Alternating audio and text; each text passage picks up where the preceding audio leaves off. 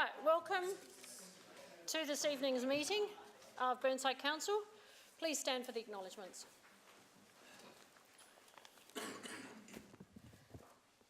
We acknowledge this land that we meet on today is the traditional land of the Kaurna people and that we respect their spiritual relationship with their country. We also acknowledge the Kaurna people as the custodians of the Adelaide region and that their cultural and heritage beliefs are still as important to the Kaurna people today. We also pay respect to the cultural authority of Aboriginal people visiting or attending from other areas of South Australia and Australia.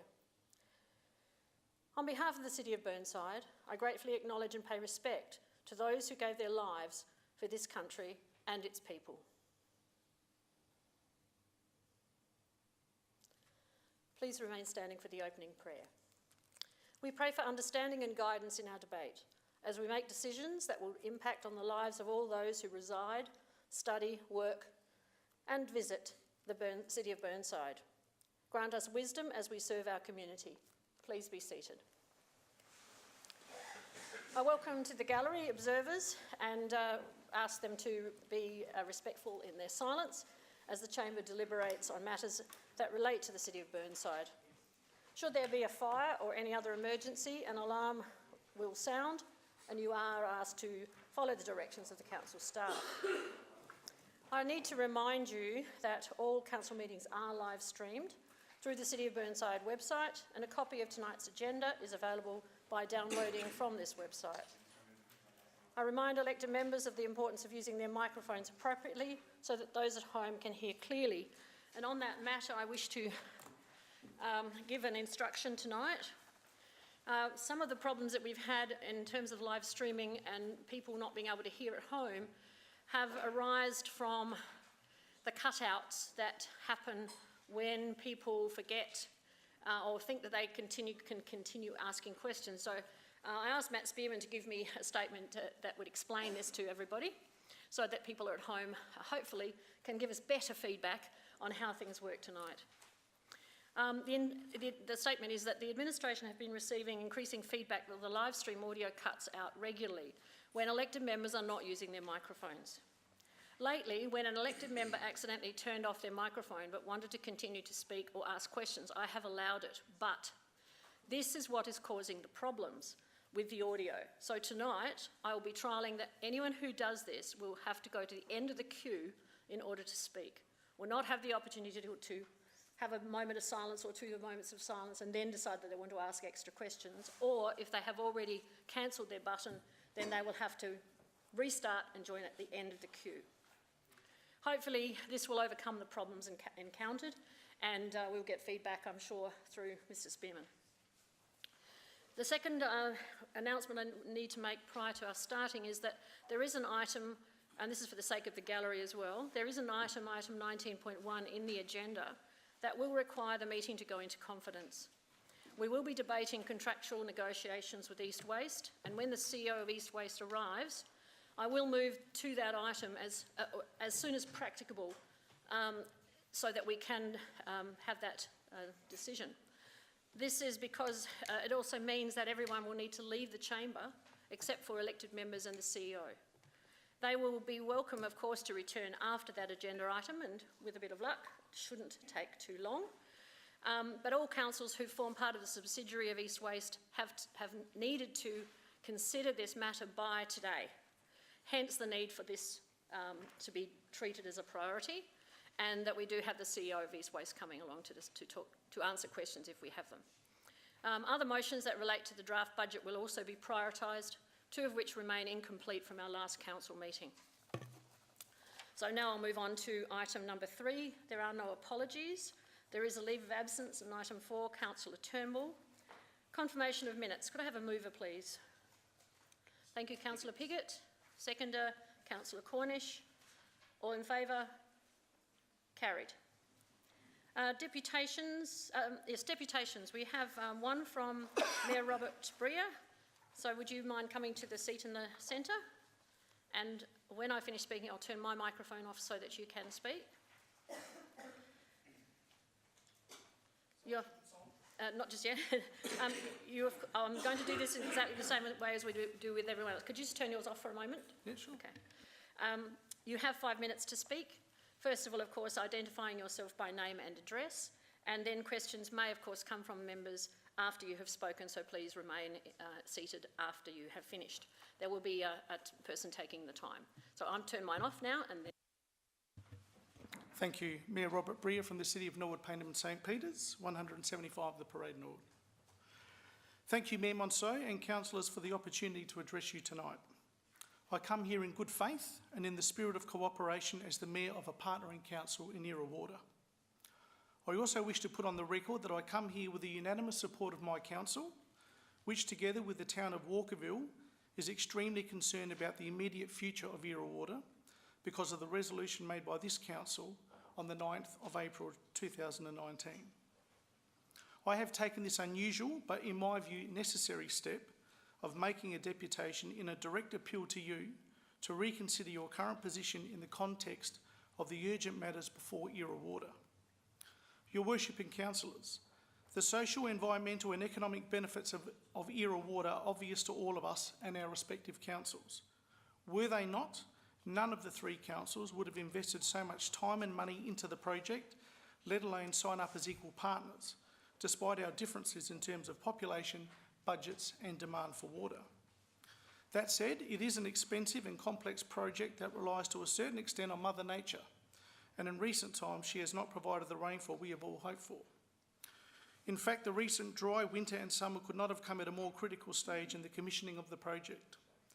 Nevertheless, the resolution by this council on the 9th of April has placed the project in a difficult position and has potentially put the project at great risk. In the words of the Irrawarra Board, the current situation, and I quote, has effectively limited the capacity of the board to operate in accordance with the board's charter and on the cash position, end of quote. The request by Irrawarra to increase the current debt limit by a further $2.3 million, whilst not desirable from a financial perspective, is absolutely necessary to ensure that the authority can continue to operate and fully commission the project so that sale of water can commence. This point was impressed upon Irrawarra's mayors and chief executive officers by Dr. Brian Jenkins in an email sent on the 10th of April 2019.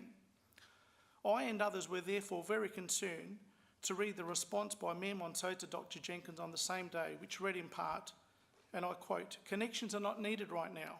They can wait. There is no immediate problem."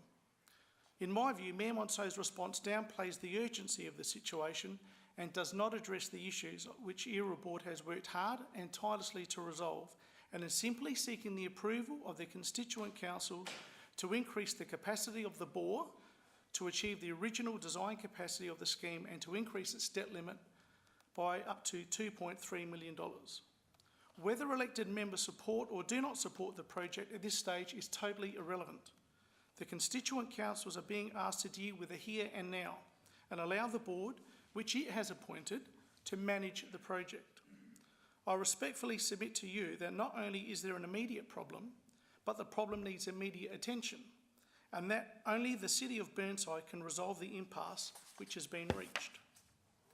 Indeed, the urgency of the situation Irrawarra faces was reinforced by Mr. Robin English, the General Manager of Irrawarra, who on the 16th of April provided all elected members from the three-member councils with correspondence highlighting a number of key issues, which include, but are not limited to, Irrawarra reaching its current debt limit in early to mid-May, the need for certainty from current contractors, and the need for additional funding to advertise the tenders for the remaining connections to council parks and reserves to ensure the sale of external customers in financial year 2019-20. Having received this information from Mr. English, you should be fully cognisant of the consequent risks, exposure and delays that have been created as a result of the resolution. I trust you have all read Mr. English's correspondence and treated it with the seriousness it deserves, and agree that the current situation is untenable and must be resolved without further delay. Mayor Fricker from the town of Walkerville had hoped to join me in also making a deputation tonight, but is unable to attend due to family commitments. She has, however, asked me to read a statement on her behalf. As Mayor of the town of Walkerville, I support the deputation by Mayor Bria. Irrawarra is owned equally by the three councils. The Charter of the Irrawarra states that all decisions made by the councils must be unanimously agreed. The current motion of Burnside Council that is not being able to drill for another bore and not underwrite up to an additional 2.3 million may delay the ability next year to harvest enough water to firstly satisfy the demand of the three councils, let alone sell any water. This negatively affects the long-term financial plan and it threatens financial exposure to the three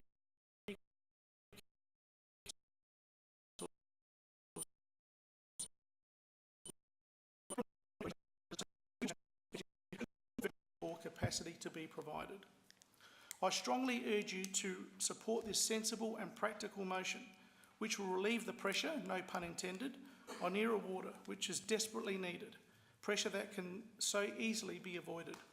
If this rescission motion and replacement motion are not passed, the City of Burnside not only risks triggering the dispute resolution clause in the Era Water Charter, it also increases the risk of the capacity of Era Water to deliver the water required by its member councils. Excuse me, but that's well over 5 minutes. How much more do you have to go? One sentence. I'll let Mayor, you finish.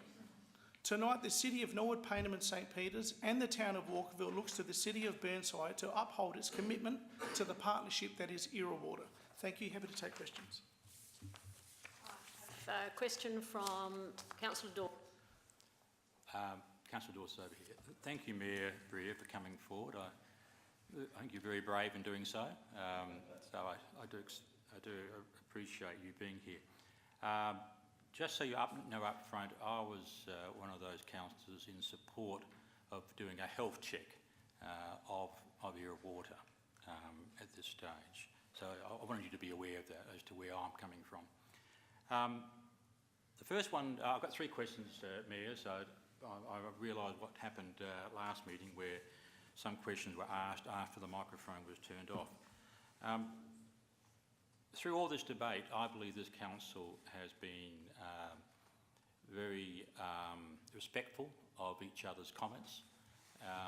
And the point I want to ask you first of all is that unfortunately, in the heat of the moment, one of your councillors called us not only a basket case, but a complete basket case. I'm not too sure what the differences are. I'm not too sure if that was made at a Kingston, also a Norwood, Payneham, St Peters meeting, or whether it was made to the press only. Can you comment on that one first? It was made to the press. I think it's an understatement to say I was very upset by that comment. I don't condone it in any way, shape or form. I've spoken to the councillor in question and written to him expressing my displeasure at those comments. I think they are unhelpful, inflammatory and offensive, and my understanding from recent advice from him is that he will be making an apology at the next council meeting. Thank you very much. I'm very pleased to hear that. Thank you. With Councillor Hughes, who's also a member of this council, I attended the April Era Board meeting. And as I understand it, all Era Board meetings are public meetings. I think that's the case. What I found strange is that the meeting had been put back a week. There was no sign of any agenda on the Walkerville Council website. And I felt from that point of view that perhaps that Era Water wasn't aware that there was an interest in their ongoing affairs. Were you aware that in the past that minutes and also agenda papers had not appeared on the Walkerville Council website? No, I haven't, but I'm not responsible for Walkerville Council's website. I didn't attend that meeting either, and I don't keep up to date with the blow-by-blow occurrences of what happens with Era Water. I'm sorry, I can't enlighten you any further on that. Okay. My main question is the third one.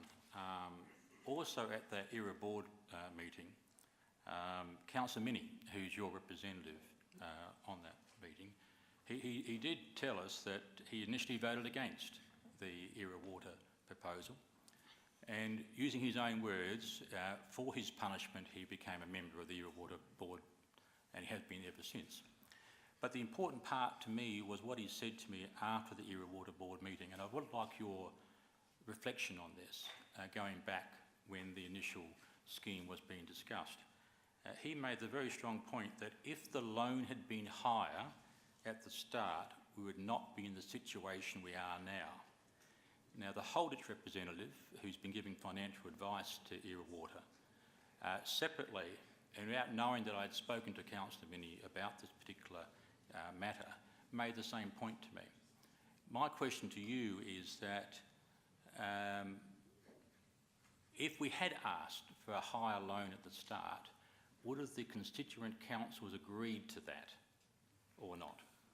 Again, I can't speak for Burnside Council and Walkerville Council. As we know, the Charter calls for unanimity in decision making. Would Norwood, Payneham St Peters have gone for a higher limit? Maybe. I don't know. But with respect, I think it's unfair for me to provide a supposition as to what your council would have done, or a previous Burnside Council or Walkerville Council would have done. That's a question for them to answer, not for me, with all due respect. Okay. The point I'm making here is that obviously not enough loan was provided at the very, very start of this scheme. And I'm just wondering whether the amount that was put forward at the start was so that we could get enough councils involved to support the Era Water scheme. Well, Councillor, with respect, hindsight's a wonderful thing. Now, my understanding is the debt limit agreed to at the time was based on the numbers undertaken by the consultant who prepared our reports. Now, that, as I understand, was done on average rainfalls, and those numbers were based on that. Now, you and I and people in this chamber can't predict when rain is going to fall. We can't predict when a drought's going to happen or when we're going to have more rain than what we'd usually forecast for. As I understand, those numbers were based on average rainfall. So, by extension, I think the amount agreed to at the time was based on the numbers due to an understanding of average rainfall. That's my understanding. Thank you for your comments. Thank you. Thank you. Councillor Jones. Thank you. I've got two main questions, Mayor. The first is, can you explain the urgency to me? Because I'm a bit confused. Because on one hand, they're saying it's urgent that we need to drill another bore, and they've told us that will cost $70,000. And at the same time, they're urgently demanding they need $2.3 million, and we're told that's in case it doesn't rain for the next 5 years. So I don't quite see why you urgently need $2.3 million, and you can't just wait for our independent report to come in. We've said we'd happily allow the subsidiary to borrow the funds it needs to keep itself ticking along until the report's in, and we can take a reasoned decision. My understanding, Councillor, is from an assessment undertaken by the Era Water and its consultants in February, I think the date was. Given last winter was very dry and the summer that just passed was very dry, there's had to be some recalculations of the numbers, to put it crudely.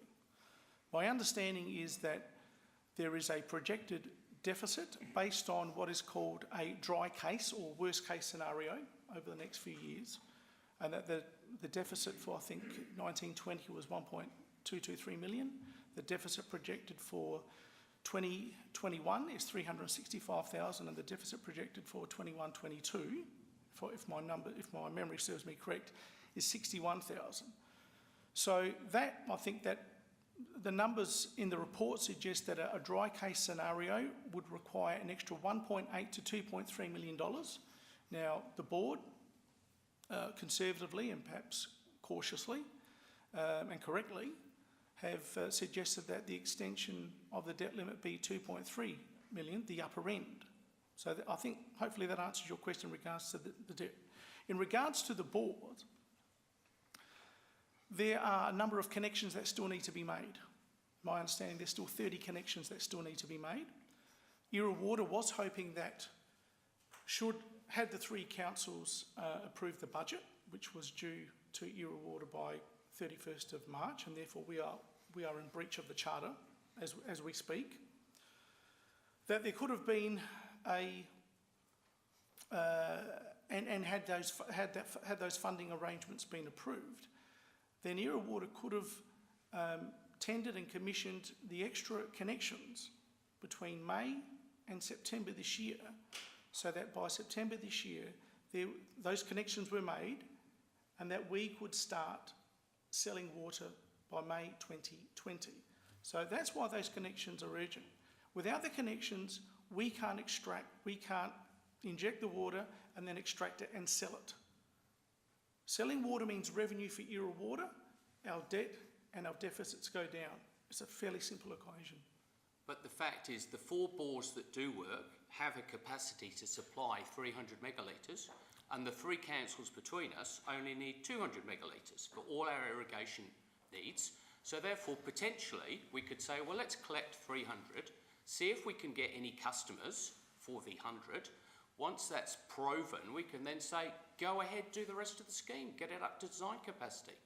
But to say that the whole thing is going to fall over if we don't cough up $2.3 million of ratepayers' funds, I don't believe is true. That's your view, Councillor. I think councillors from Norwood, Payneham, St Peters and Walkerville have a different view. I would respectfully submit to you that it's okay to say, well, we can sell or extract 300 odd megalitres of water. The data talks about a capacity of about 458 megalitres of water. Now, if the concern here is debt and debt limit and deficits, surely it makes sense that we would do what we can to make Era Water fully operational and operate at its optimum capacity. I mean, no one would sell a car with bold tyres and a clunky radiator. You would sell it when it's in its best possible condition. But the concern is throwing good money after bad, is that you're never going to produce the water and you're never going to sell it. We may as well cut our losses at $12 million and try and recover that, rather than adding the debt up to $15 million, because ultimately, if it all falls over, the debt's coming back to the council. Councillor Jones, I think we're getting into rhetoric and debate now rather than a question. Okay. So unless you have a very short and specific question, we'll move on to the next person. Can I now ask about the rainfall? I'm interested about the rainfall because the modelling was done on the assumption that we would get median rainfall every year in South Australia. Does that seem very sensible to you? I'm not an engineer, so I don't work in that space, Councillor. We've relied on expert advice. I think we have to accept it at face value. I'm not sure what other data you could rely on rather than averages. You and I can't predict rainfall in the future, so with respect, I think there is no other alternative other than to accept average rainfall as the basis on which to develop your business model. Well, I'll ask, are you familiar with the discipline of cost estimating? No, I'm not. I'm not an accountant or have an economics degree. I work in the project space, and what we would have done is run a Monte Carlo simulation. It's not a question, Councillor. Are you familiar with a Monte Carlo simulation? No, I'm not. Do you think that our... Councillor Jones, I think we might leave it there and let some other people ask some questions, because some of these things you can talk about when it comes to the debate later. Right, Councillor Piggott. Thank you. Thanks for coming in. I think actually the 3 constituent councils talking more to each other actually is a good thing, so thank you for that. I've got just a comment, if I can get away with that early, is that I think it's been misinterpreted. I feel what the motion tried to do when this council last met was to actually give Era Water everything it needed in the short term to give us time to actually get an independent report. Now, clearly that hasn't been the way it's been taken, but that was certainly, I think, the feel of the meeting. My question is in regard to the report, though. I hear what you're saying in regard to what you said. We also have last time looked at getting an independent report that would report back to us in June. My question is how we can work with the City of Norwood, Payneham and St Peters to actually take action on anything that comes out of that. There may not be anything, but how can we as a council work more collegially with your council, I suppose, to actually address any issues that might come out of that report? Councillor Piggott, my understanding, this would be the third report looking at the numbers. Whether your motion is successful after Councillor Cornish's motions, I don't know. I don't know what the outcome is going to be of those numbers. I don't think it's appropriate for me to make a comment on decisions of this council in terms of whether you think it's appropriate to ask for a third report or not. That is a decision for this council to make. All I can say to you is we are confident with the BRM Holditch numbers.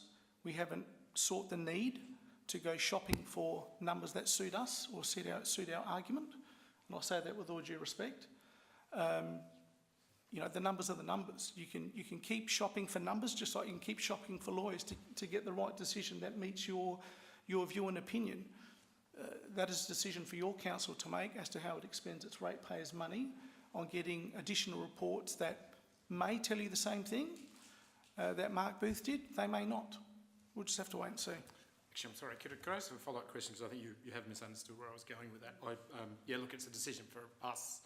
I actually wasn't, I can see how you might have taken that, but I wasn't looking for you to necessarily support or otherwise the motion. What I was getting at really is that I've been with this for a long time, quite a supporter, and I remain a supporter of Vera Water. But it has been tough over the years, I feel, to sometimes get the information and from a council point of view, be able to affect what Era Water does if we do have concerns in the current setup.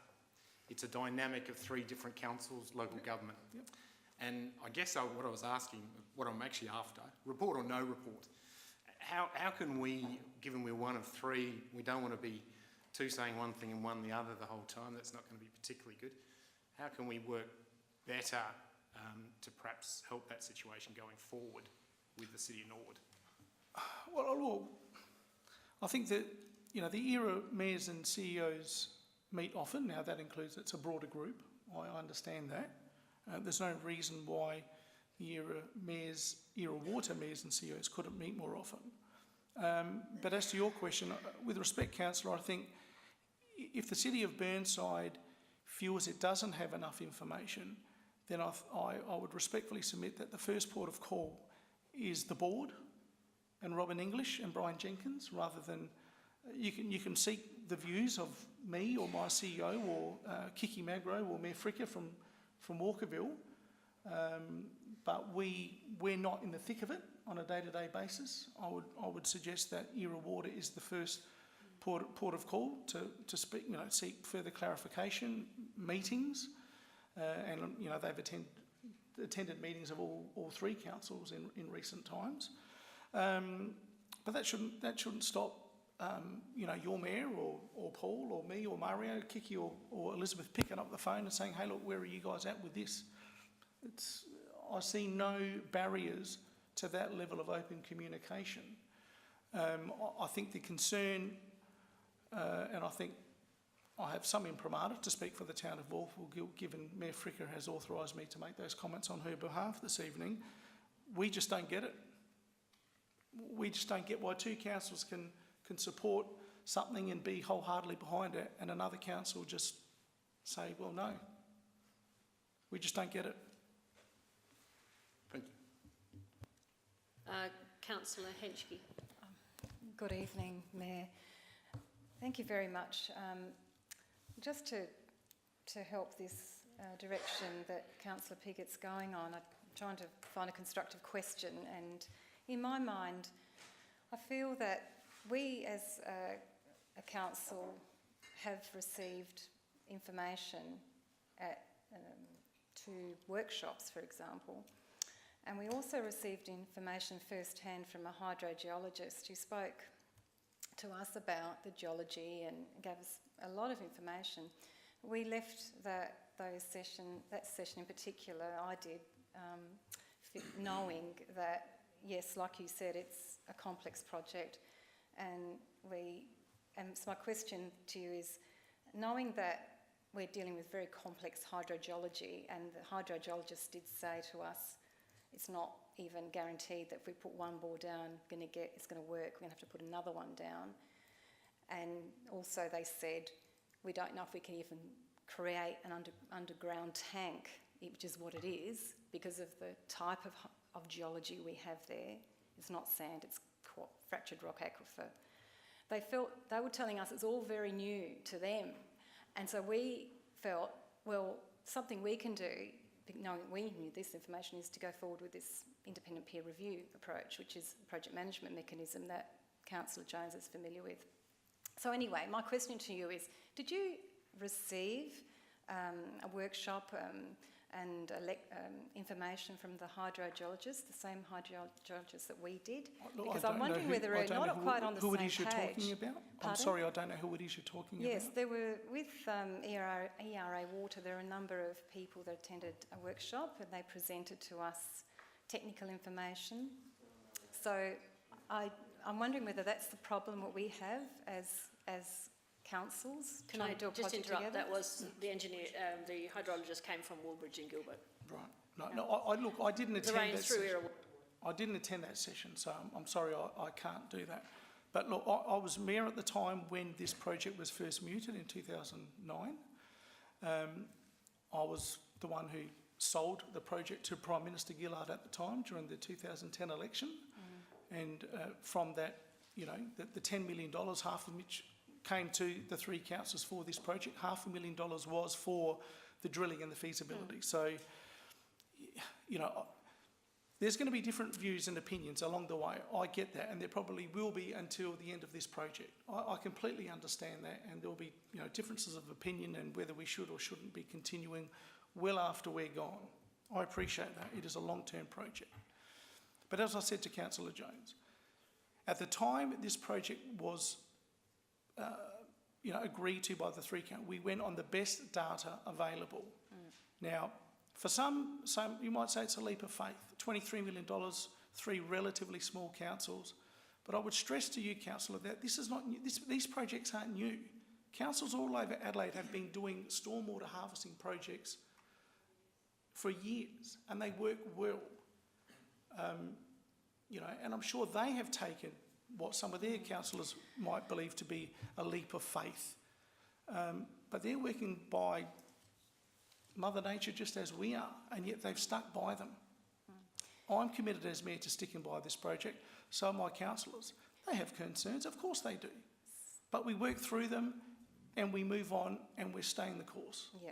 So thank you. So my last question then would be, would you be interested in hearing from Woolbridge and Gilbert, like we did, about the current information they have found through the course of the project, because they've learnt about the hydrogeology and they have got to the point that they've gotten to where they're saying it's actually quite complex and challenging, and one bore might not even work. We might need to put another bore in, etc. So we haven't got a technically proven project yet. Yeah. Well, I think, look, the information, the report that came to my council on, I think it was the 1st of April, made it very clear regarding the potential failure rate for a new bore. We understand that, and we understand the cost of a new bore with a 30% chance of failure and 70%. I think that was clearly articulated to my council, and hence the associated costs with a bore depending on, you know, that band of potential failure rate. But we still decided to go for it because we believe in the project. Thank you. Councillor Lemon.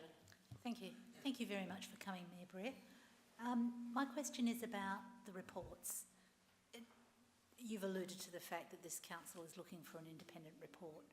Can you give me some indication of how you and your council feel about the reports, about the veracity of this project, the viability of this project today? Because we've had a lot of reports over the last 5 years, and we appear to be the only council that's calling for an independent report. Can you give me your views on the independence of the reports we already have? You mean the second report? Well, all of them. Look, again, Councillor, with respect, I'm not going to second guess the views of this chamber and how you feel about an independent report, whether it's the second one or whether you support Councillor Pickett's motion for another report.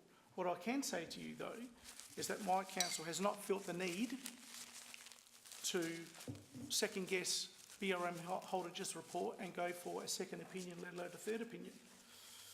You know, the numbers are the numbers. As I said before, we can keep shopping around and spending ratepayers' money to get the view, the opinion that we want, that suits our argument to go in a certain direction.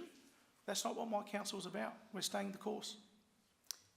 If I may, that was actually the question I wanted to ask. Your council is feeling very confident with the reports that it has thus far.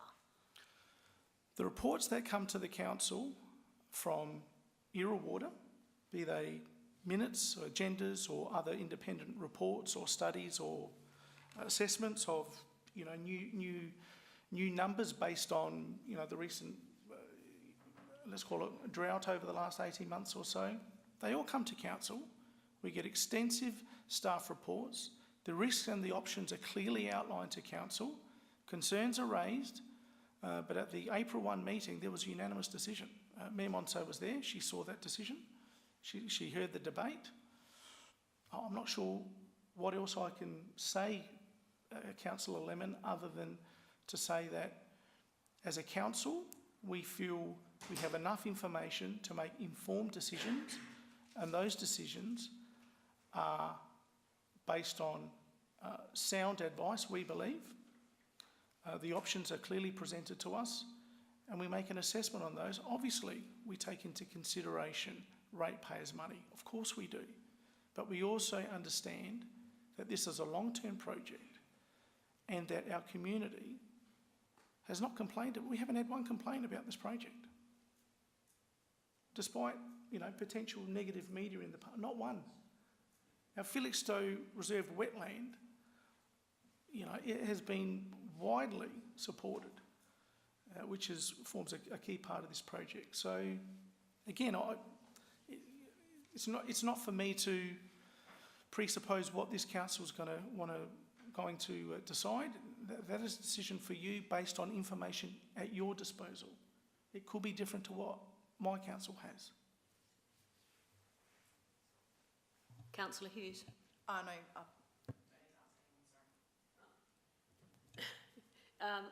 Can I just say thank you very much for coming along today and talking to us. Sorry, I'll turn this off. Yes, please. There are a number of issues that I would raise that you have mentioned, but I think I will raise those during the course of our debate later. But I do appreciate you coming in and giving of your time and reading the statement from Mayor Fricker. Thank you. Now, I'm going to take this opportunity now to just use our public question time as stated. Then I have seen that the arrival of our CEO from East Waste. So we'll just complete public question time, and then I'll ask the CEO for East Waste, and we'll move into confidential for that.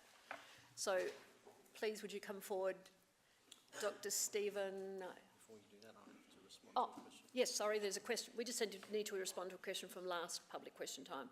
And then you know the Jen anyway, don't you, to just say your name and the suburb you're from, and you can stay there, that's fine. Thank you, Mayor.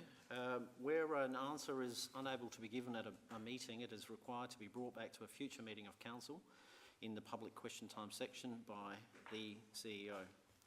At the meeting held on 9 April 2019, Ms Sally Savalis of Rose Park asked, in relation to the parking trials and signage at Dulwich and Rose Park, how much do you think it's going to cost to put the poles in, get the signs, and then remove them if the trial fails? In response, I can advise that the administration has expended approximately $5,000 on phase 1 of the trial, which is the most expensive part due to the purchase of signage. If the trial proceeds and is successful, an additional $3,000 would be required to complete phase 2. The existing poles would be used, therefore minimising the costs in this regard. Thank you. Thank you. Now would you like to come forward?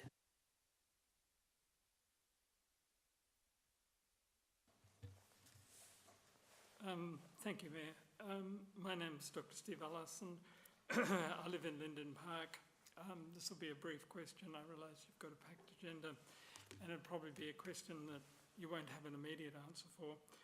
My question relates to future projections of the tree canopy and plantable land in Linden Park.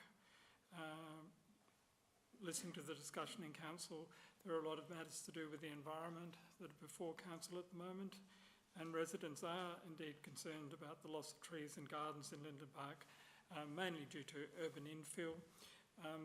We're noticing more heat and dust in long Adelaide summers and the loss of habitat for native birds and animals. So my question is, in brief, given the rate of planning approvals for urban infill in Linden Park over the last few years, what is council's best estimate of the extent of the tree canopy and the amount of plantable land going forward towards 2029 in a decade's time? Thank you. We will have to take that question on notice and provide you with an answer at the next meeting. Thank you. Thank you. Now, I need a motion from the floor to go into confidential mode. Our visitor has arrived from East Waste, and it should be only a short period of time. Members of the gallery are very welcome to return once this item of the agenda is cleared. Excuse me, I have a question.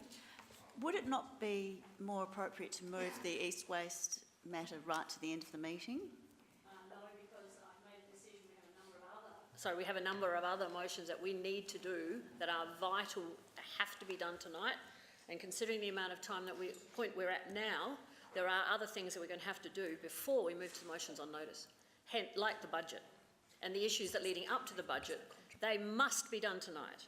The Era Water decision could wait until our next council meeting. Not that I'm expecting it should or will, but the items leading up to the budget decision and the annual draft of the budget must be done tonight. And this is also part of that. So I'm seeking a motion to go into confidence. We haven't had one yet. Thank you, Councillor Cornish. I will do it as read, yes. And Councillor Piggott, you were seconding? Thank you.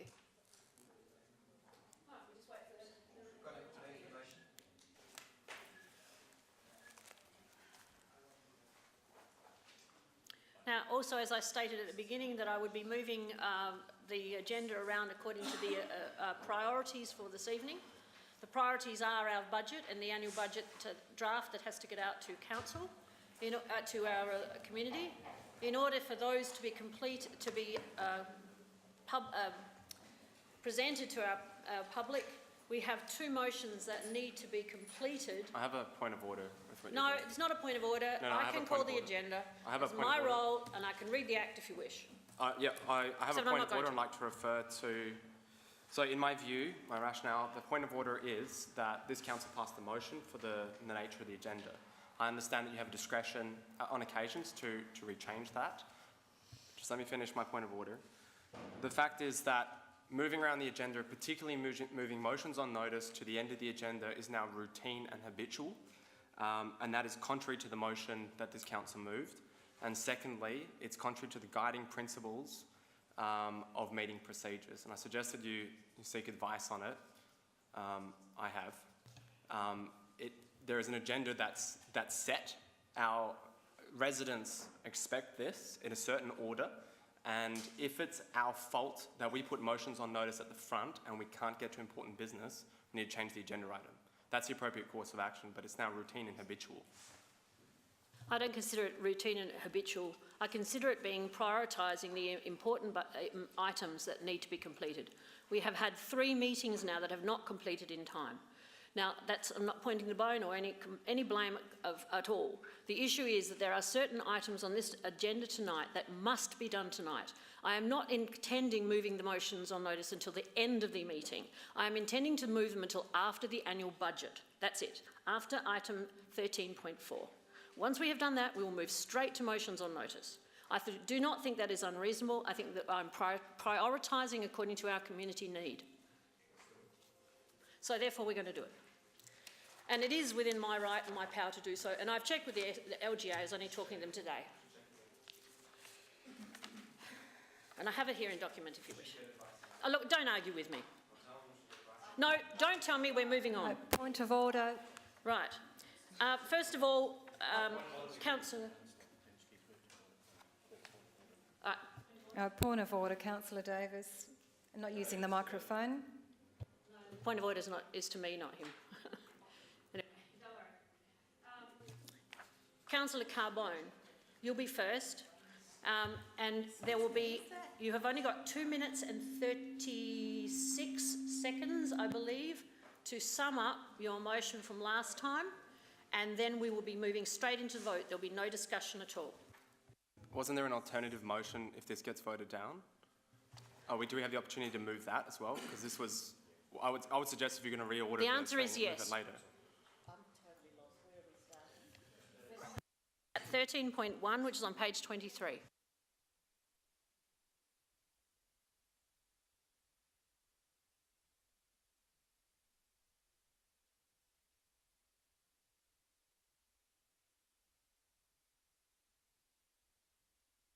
Councillor Carbone, please. Yes, thank you, Your Worship, and thank you for giving me the chance to wrap things up from the last council meeting. I'd like to start by reiterating some facts. This is going to be my best elevator pitch that I can for this motion. But in terms of some cold hard facts about trees on private land, Beaumont Ward, 31 trees were removed. The Burnside Ward, 63 trees removed. The Eastwood and Glenunga Ward, 26 trees removed. The Kensington Gardens and McGill Ward, 29 trees removed. Kensington Park Ward, 30 trees removed. And the Rose Park and Turret Gardens Ward, 18 trees removed. In one council term, almost 200 significant regulated trees on private land were removed. Let's remind ourselves that these are the trees that make Burnside, Burnside. This is the reason that people come to live here. As I've said on numerous occasions, these trees are our brand, our image, and our identity. We simply cannot sit back, blame the matter on infill, and hope the rules and laws are sufficient and will help us sleep better at night. We need to incentivise people to keep their trees. We need to thank, encourage, and reward residents who have significant regulated trees in their backyard. As I've said before, residents who have significant regulated trees on their private land bear all the costs, while we as a community receive all the benefits. We as a community need to share the burden, we need to share the costs. We all sit here and complain about the diminishing tree canopy. We all write about it in our election flyers and talk about it with voters. But talk is cheap. Our community demands action, not more talk. We need to be a council of doers, not talkers. Tree plantings in our parks, gardens and verges are great. No complaints there. But there's a big black hole out there and it's called private land. What are we doing there? Are we really doing all we can to boost our tree canopy across all of Burnside? The proposals in this report, which have been developed by our professional staff, include incentives for the now, incentives for the future, and strategies to ensure that our arborists are giving the right advice to the right people. This council needs to be a council of doers, not talkers. Those in favour?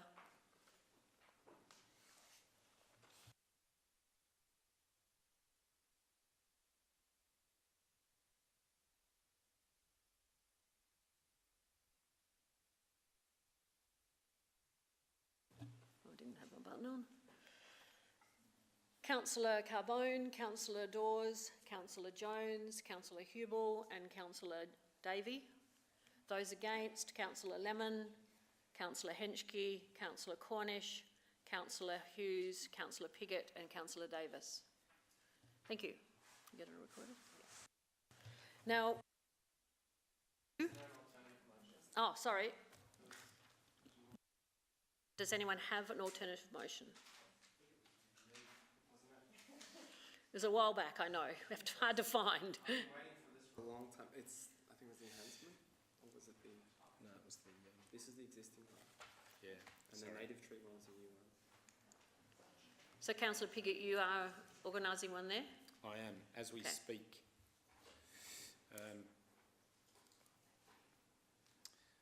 It's that that the report be received, and by a bit of time, 1,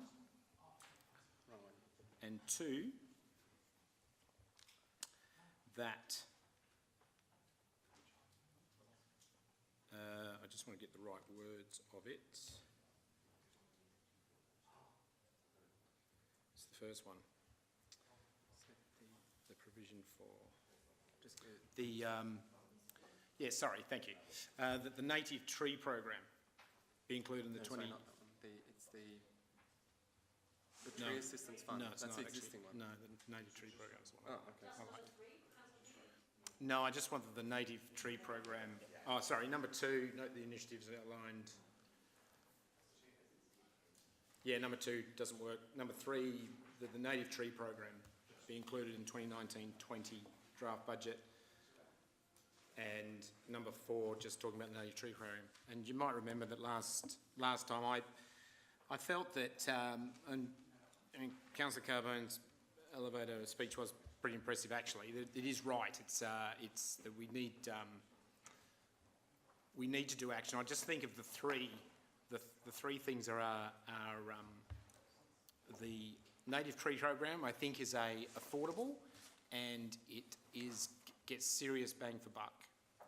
I felt, and I still do, I think the paying for arborists is an expensive and a relatively small scale initiative. And in regard to the Tree Assistance Fund, I mean, I don't mind if this is revisited at some point, but at the moment we already have it, and it doesn't actually work. And so, We're not promoting it. well, I mean, well, let's promote it. We can do that without a motion of council. And so I don't want to throw the baby out with the bathwater, but equally, let's not waste money here. And I feel the report actually did show, I think, that the native tree program, if taken up, could be a good way of spreading a lot of trees out there, and the other two are much less cost effective and perhaps not even effective. So that was my alternative motion. Yes, I am very happy to second it, and while I agree that we must do more about trees on private land in terms of the maintenance of our tree canopy, I think that Councillor Carbone's motion was premature.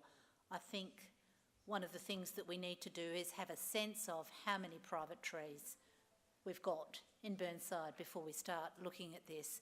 And my understanding is that administration, in a lot of the work that it's doing, is actually starting to map the private trees through its heat maps and through other mechanisms. I remember, and if only I could remember it well, looking at planning and looking at private trees. I remember arguing early last year, no, the year before, that council can't be responsible for the tree canopy in an area. We must actually share this with members of the public and places on private land, and that we need to look within our development plan of ways to actually encourage people when they redevelop blocks to keep existing trees. So I think that we need to look at what we've got in terms of trees before we start looking at providing arborists for a quantum that is unquantified at this stage. So I think we can go down this path over time, but I'd like to know what we're dealing with in terms of private trees before we start throwing money at an area that isn't quantified. Councillor Davis? Yeah, just very quickly, I think that you can't throw money at a problem and you can't stop someone who wants to get rid of their tree. If they want to get rid of it, they'll get rid of it. Giving them money or trying to give them money, it's not even, the arborist report wouldn't even incentivise them to keep it. In my view, the only thing you can do is incentivise people to get new trees. And so I think the native tree program is quite good. And I agree with Councillor Carbone, and I think that this is the appropriate way to go.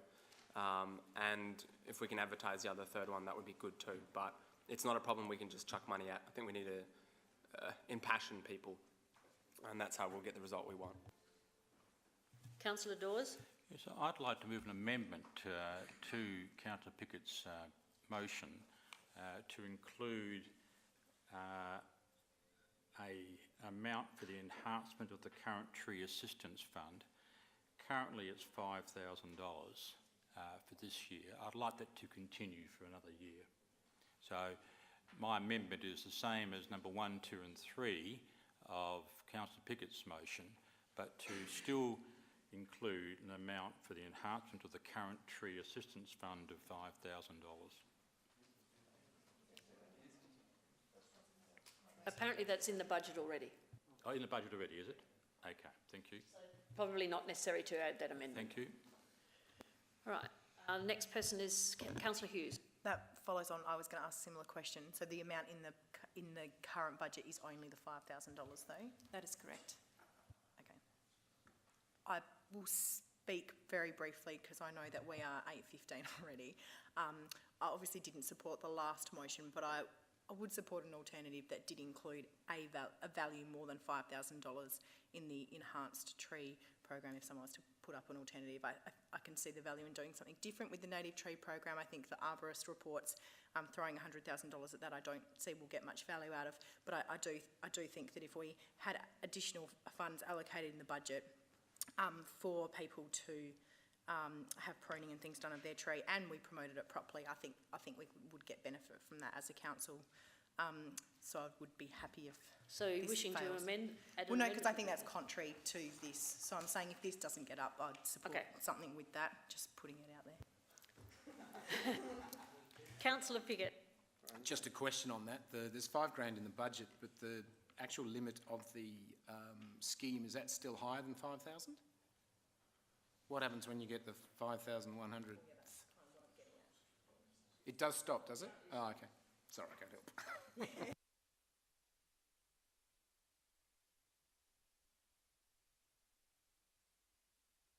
We're happy for it to be put, okay. Those in favour of this motion? Carried. I should have said against. There are two. Sorry, I did look and count, and I didn't ask them to signal, so apologies for that. All right, now I'm going to run through the remaining ones. Just two of them. 13.3. Sorry, we've got to go to 13.2. 13.2.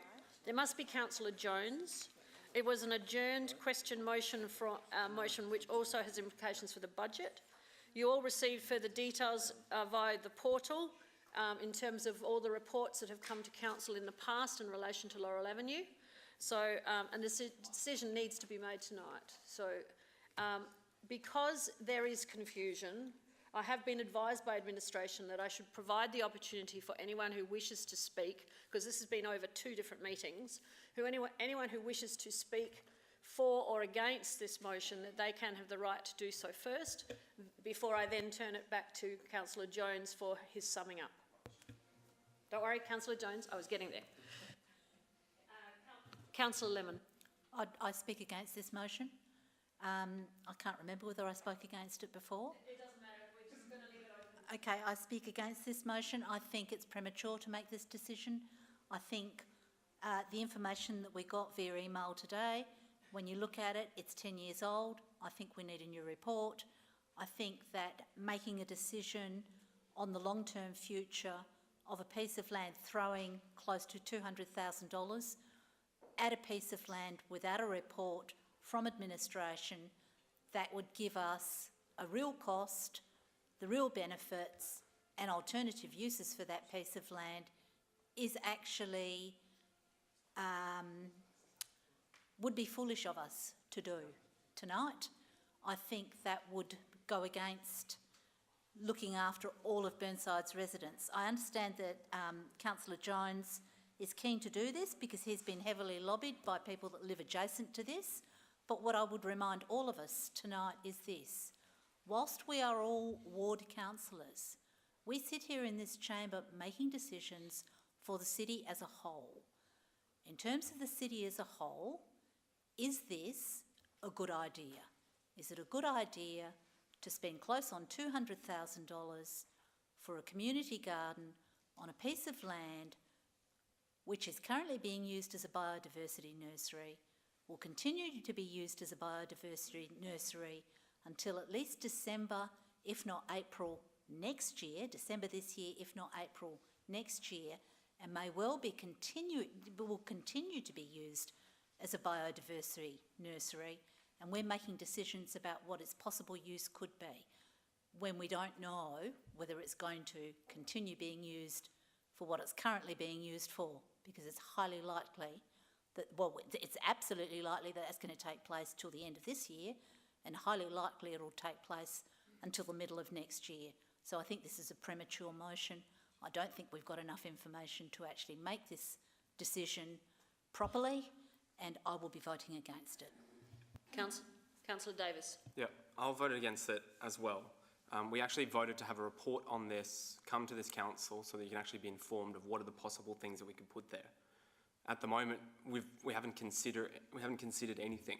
Essentially, this motion, to my mind, has been written on the back of an envelope, and after the request of a couple of residents. I understand why the residents would like that, but there are actually other options to consider here.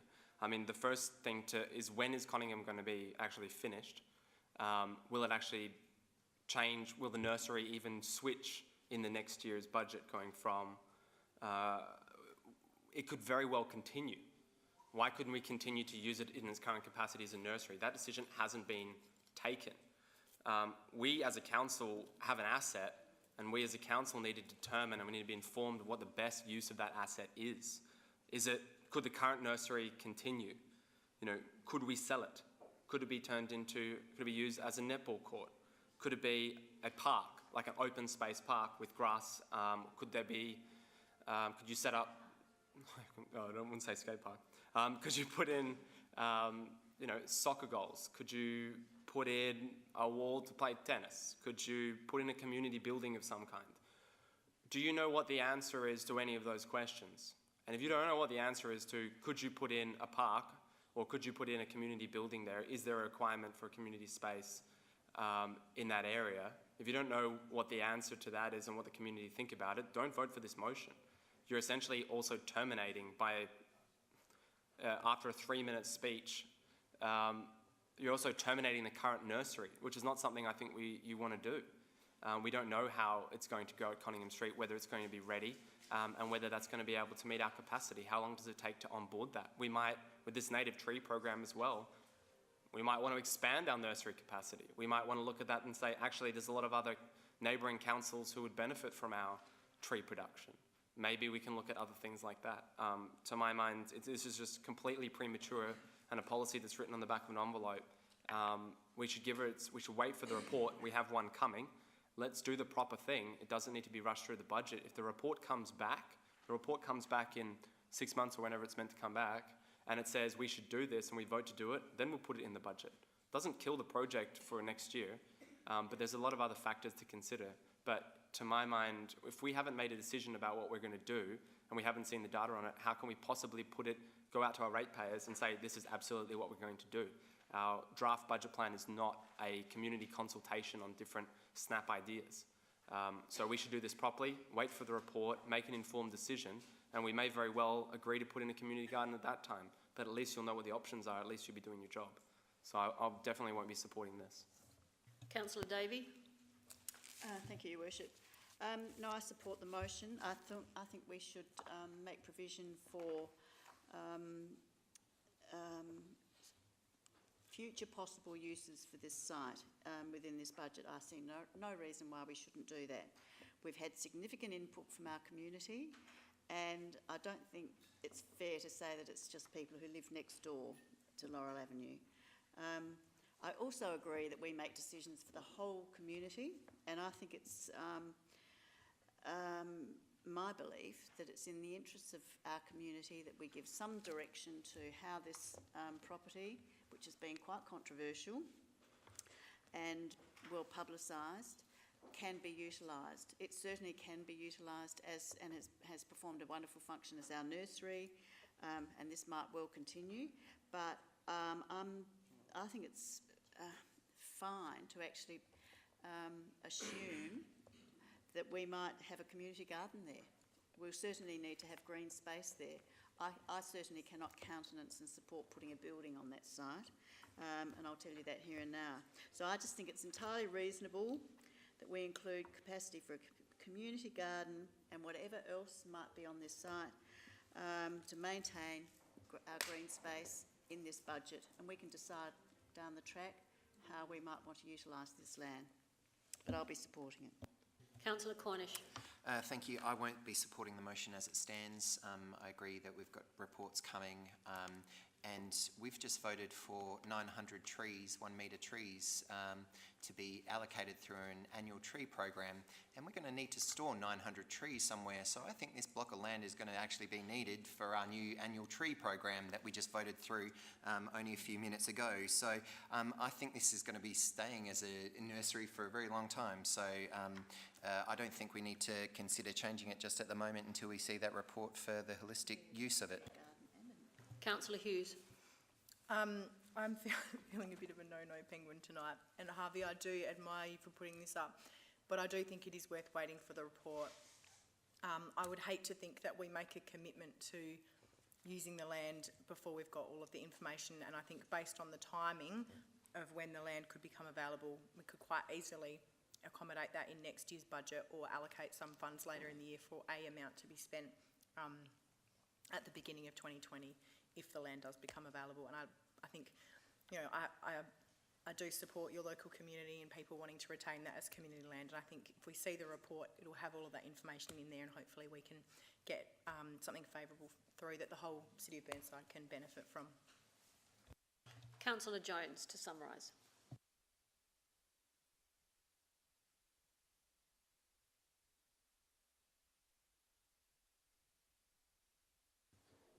We get chucked out. First of all, I'd just like to say I find it really insulting that you say I'm only doing this because a few residents lobbied me to keep this land. I'll go on record now, I will never vote for any sale of any community land in City of Burnside as long as I'm on this council. And that includes a little bit next to you, Jane, so I guarantee I will vote against that. And if everybody else wants to sell off parks or reserves in Burnside, count on me voting against you. I'm against it. So hopefully that's on the record so you all know about it now. We were speaking to Vicky Chapman before, and she said, we're paid to take decisions, albeit not very much, but we are paid to take decisions. There was extensive consultation in 2010. We should just get on with it. Now, you know, all this stuff about we might need the nursery going forward. If you read the stuff, we decided to go ahead with Conningham Street to spend, what, $3.5 million? $3 million? Quite a lot of money when I add up the 2 years. $1.5 million here, $1.5 million there, soon gets to $3 million. And part of the reason is because we said to keep it as a nursery would cost $850,000. And that was in 2010 prices, so God knows what it costs now.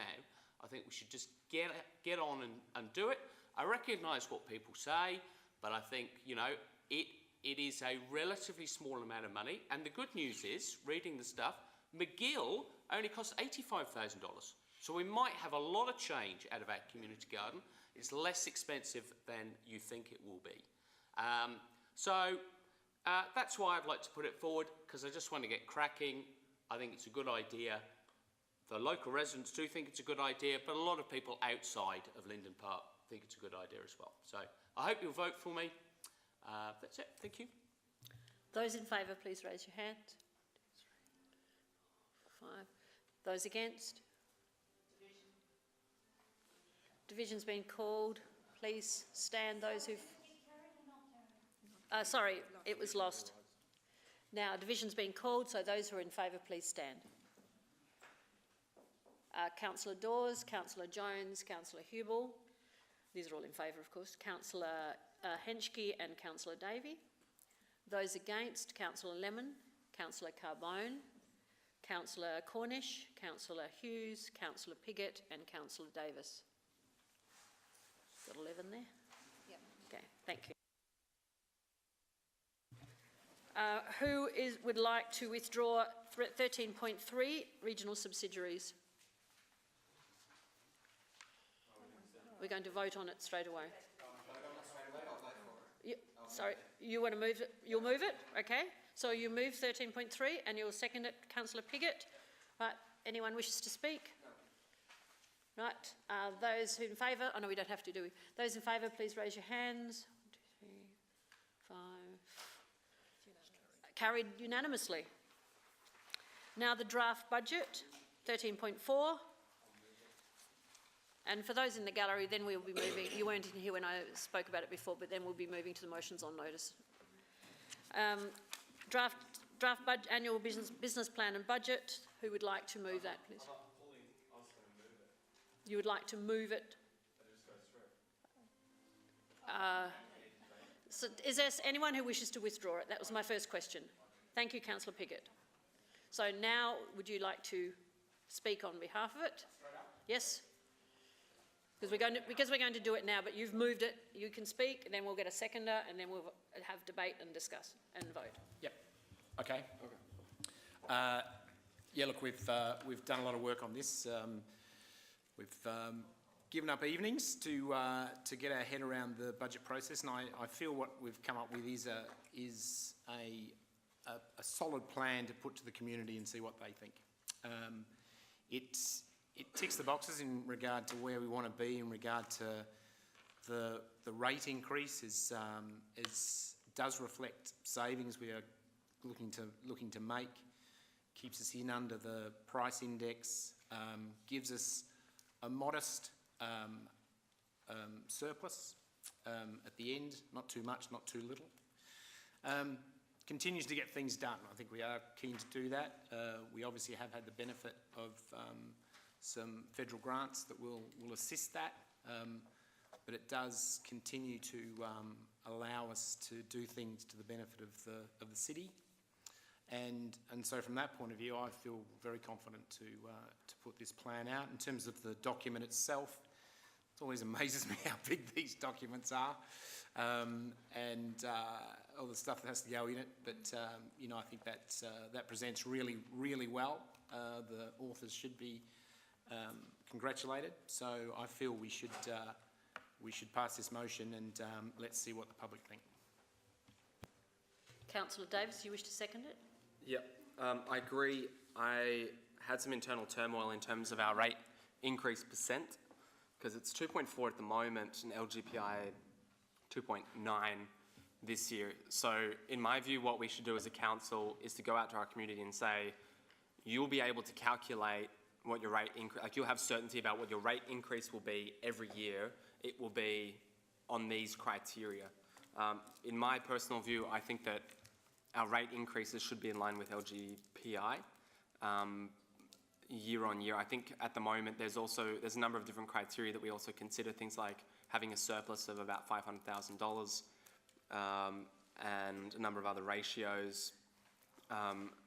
In my view though, I think we should be, I understand that there's extra money this year in our surplus, but I actually feel that we should be consistent, because I think this year is a bit different from most. So I would like to see 2.9 or the LGPI every single year, and then that way our residents will know exactly, essentially what we're going to think. But I also note that there's growth as well in the city of Burnside, which is about 0.5. So LGPI plus less our growth is 2.4. So I'm not sure if that's the methodology, but perhaps next year I think what I'd like to do is go out to residents and say, these are the aims that we're trying to do in terms of our budget. This is why we set our rate increase as we do. And I think you should also consider rate capping as well in all of that. The problem with rate capping is that if you're doing well one year and you do badly the next year for whatever reason, if there's a storm, you don't get to catch it up. And that's the terrible thing about rate capping, is that it's LGPI or nothing, and if you don't hit LGPI, you lose that money forever. You never ever get it back. So that's just my thoughts. I think next year that we should develop a criteria, but I'm quite happy with 2.4 to go out. Left it a bit late to move anything different. Councillor Henschke. Thank you, Mayor. I wish to bring the elected members to the attention of page 73, item 22.6, that reads that the Audit Committee note the level of savings targets in the draft annual business plan and long-term financial plan are financially sustainable. However, the elected members could review the savings target and the level of surplus, taking into consideration any service level implications. So I bring this to the attention of the council tonight to look towards amending this motion so that we do have an opportunity to discuss and debate a change in the savings target. You may recall it has been 1 and 1.5% in the past. We have the opportunity now to amend the motion, to add to it, to say that we would either increase the savings target tonight or amend the motion to say we will discuss and debate that further, or perhaps seek a report on increasing that savings target. Can I just respond? I've just spoken to Karishma about it, and there could be a motion, this motion could be amended tonight to include that consideration, but this would all be able to be considered when the budget comes back to us after it's gone out as a draft anyway. So you've got two options here. Yes. To do something now to change this motion, to add to this motion, or be aware that this can be discussed, and you would need to make sure that you bring that to the discussion when the plan is actually tabled for a final discussion and adoption. Okay. I would. I've just found out it's not an amendment anyway, because it's contradictory to the motion. So my advice is that you raise this issue again when the draft comes back for final discussion and deliberation. Okay? Thank you. Next person on the agenda is Councillor Dawes. Oh, thank you. I think it may be a Karishma sort of question, and it concerns the draft plan. So Karishma, yes. It concerns the draft plan document that's attached to your report. And I'm very much about transparency to the residents here. And if I look at page 143, if you could just look at that page, where it gave, and we've seen this before as a council, it gave certain rate scenarios. That doesn't appear in the draft plan anywhere. And the other statement which I'd like to include in the draft plan to residents is that, and I've heard this before at a workshop, as a general rule of thumb, every $39,000 increase in expenses could lead to a 0.1% rates increase or decrease. And we haven't said that anywhere in this document. I don't think so. I can't find it anywhere. But I'd like that to be included so we're upfront with the residents and for that May meeting at the end of May. Through the chair, the rating scenarios, which was the first part of the question, that has been included for the benefit of council to make a decision on what will be consulted on. When the rates survey will be delivered to the households, there will be an option for residents to basically say whether they want a lower than 2.4% increase or higher than 2.4% increase. I guess these options are not provided to the ratepayers to pick out of, but they're provided to the elected members as a basis of information on the impacts of the rates and what that would result in. So we don't usually go out with various scenarios, because depending on which scenario we go with, it'll produce a separate set of business plan and long-term plan documents. The second part was around the 0.1%. That is also a decision of council. So every 39,000 or so will either lead to a 0.1% increase in rates, or council can choose to increase the savings target, or council can choose to decrease the operating surplus. So it doesn't necessarily mean, for example, that the tree program that was resolved earlier will lead to an increase in rates. It will mean the operating surplus will reduce. So it doesn't always have to lead to that. You will have to wait until later. Councillor Davey, you're next. Thank you, Your Worship. I just have a question about Ranger Services on page 55 of the report. I couldn't find the quantification and where we've actually increased the need for the resources for our Ranger Services, because we have got increasingly complex uses of all of our facilities, and I just wanted to make sure that we have enough that we've made provision for sufficient ranger coverage, especially on weekends where we have tended not to have ranger services. So have we had much of an increase, percentage increase? I'd just get the CEO to respond to that.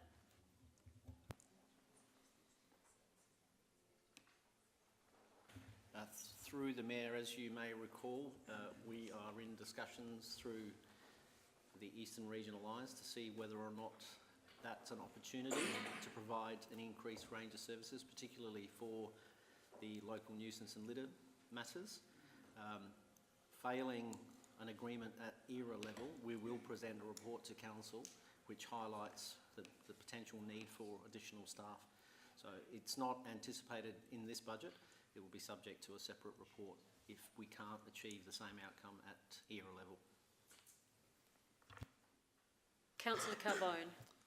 Thank you, Your Worship. I'm going to have a second crack at this, if I may, and I'd like to move an amendment. So 1 and 2 are fine.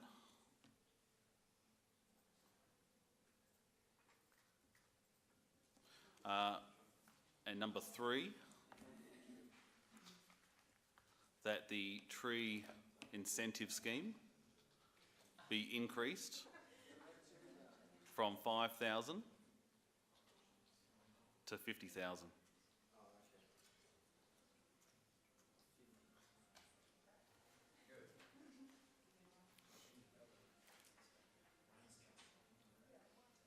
Is that okay?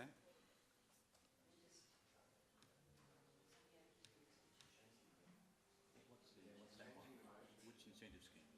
Sorry, I meant the maintenance. The tree assistance scheme.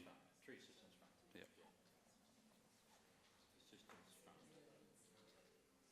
fund. Fund. Sorry, just consultation was we can't accept that as an amendment. All right.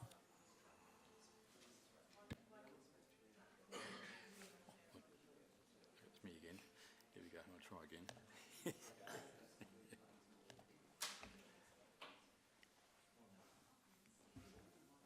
Through the Mayor, it's not a valid amendment because part 2 of the motion is explicit in what it's seeking to do, which is go out to consultation on a particular set of numbers which is in the report. So adding part 3 it changes the numbers of part 2. So we'd have to wait for this. As a whole, though, wouldn't number 3 change the numbers in number 2? You would have to do number 3 first and then number 2, which is what failed previously. Hang on, if this is just an order of the motion, where if you want to have number 2 as what number 3 was. Through the Mayor, it's not just simply numbering of the motion. It's about what is resolved first. So Council would have to resolve to include part 3 as a standalone resolution, and then that would affect part 2, which would then have to be a standalone resolution. Question, well, actually, there's a few ahead of you on the list. I have a potential solution to this issue. Trust me, do I talk loud? I don't know how. Spearman, how will that affect us? Well, no one will be able to hear. Nobody will be able to hear at home what you're saying. Just repeat the question. Just go back to the original one of these. Yeah, perhaps you can explain. You won't tell me no, which means it's not relevant. But my as a proposal accepts. You know, I think 50,000 is clearly given range of 3,000 now is far too high. But if that said increase it to 15,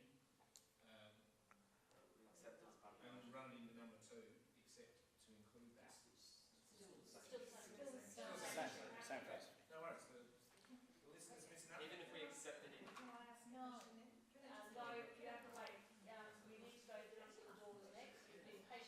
To Yes, return. Councillor Dawes. Yeah, I'm going back to Karishma again. Now, this table on page 143 does appear on our website, so if residents some have seen this, so this is not a secret to us as such. I just feel like we're putting forward 2.4%, right? And I'm sure one of the questions will be, well, I'm a rate capper, they'll say, why don't we make it CPI? You know, what effect does that have on our overall budget according to things such as operating surplus and so forth? So I do want to be, again, transparent to the residents. These are the scenarios. However, we are proposed scenario 3. Through the chair, what we could do is in our survey, we can direct the residents to this attachment. So when we attach the documents on the website, the long-term plan, the annual business plan, we can attach this as well if anyone wants to have a look, so it's clear and it's on our Engage Burnside website. I can't guarantee that everyone will have a look, but we can at least... I take your point. Yeah. That is correct. We can also have it as a slide on our public meeting, which is on the 21st or 20th. Councillor Jones. I've just got a question first. Page 75, we say that debt isn't going up, but that's mainly because we're going to receive grant funding of 5.1 million.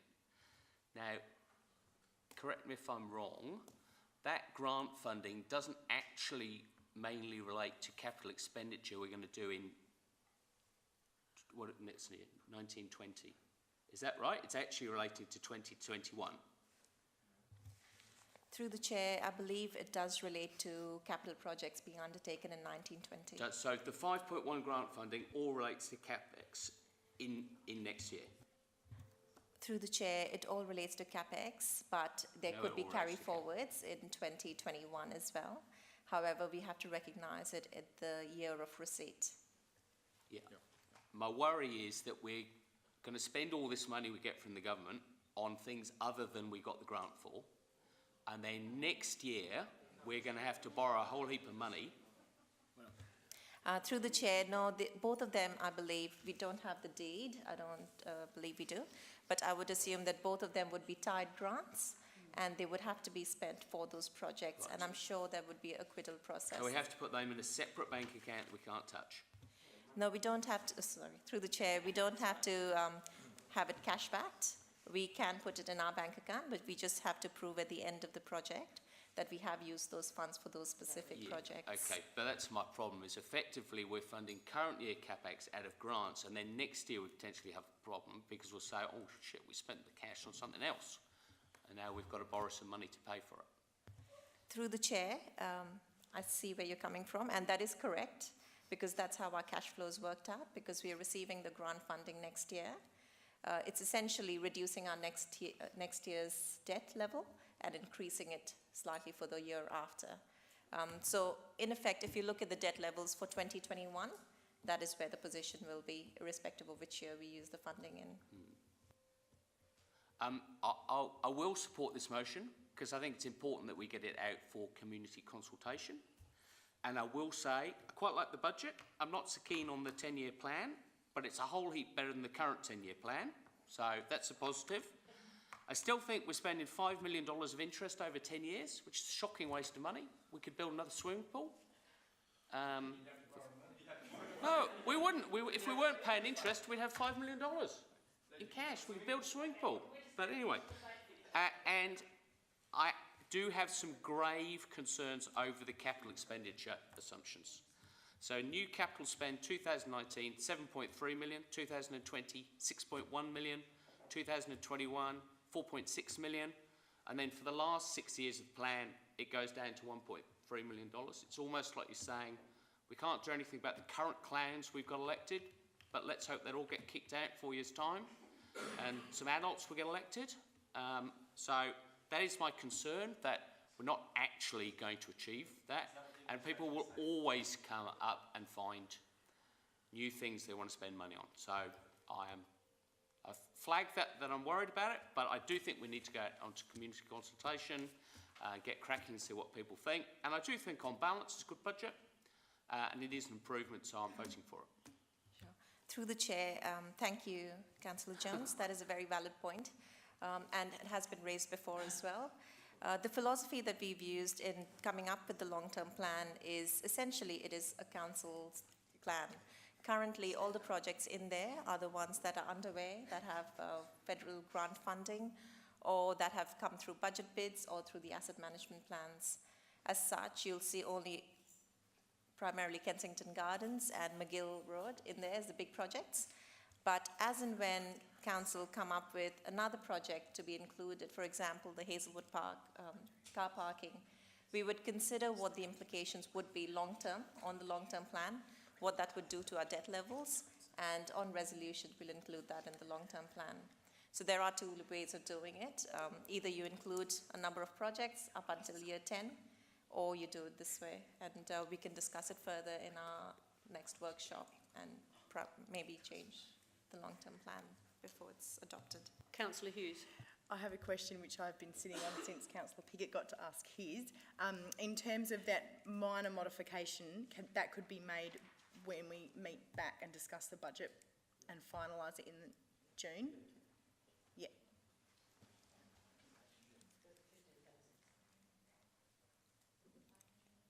Yes, it could. Just we can do anything. We can do whatever we want.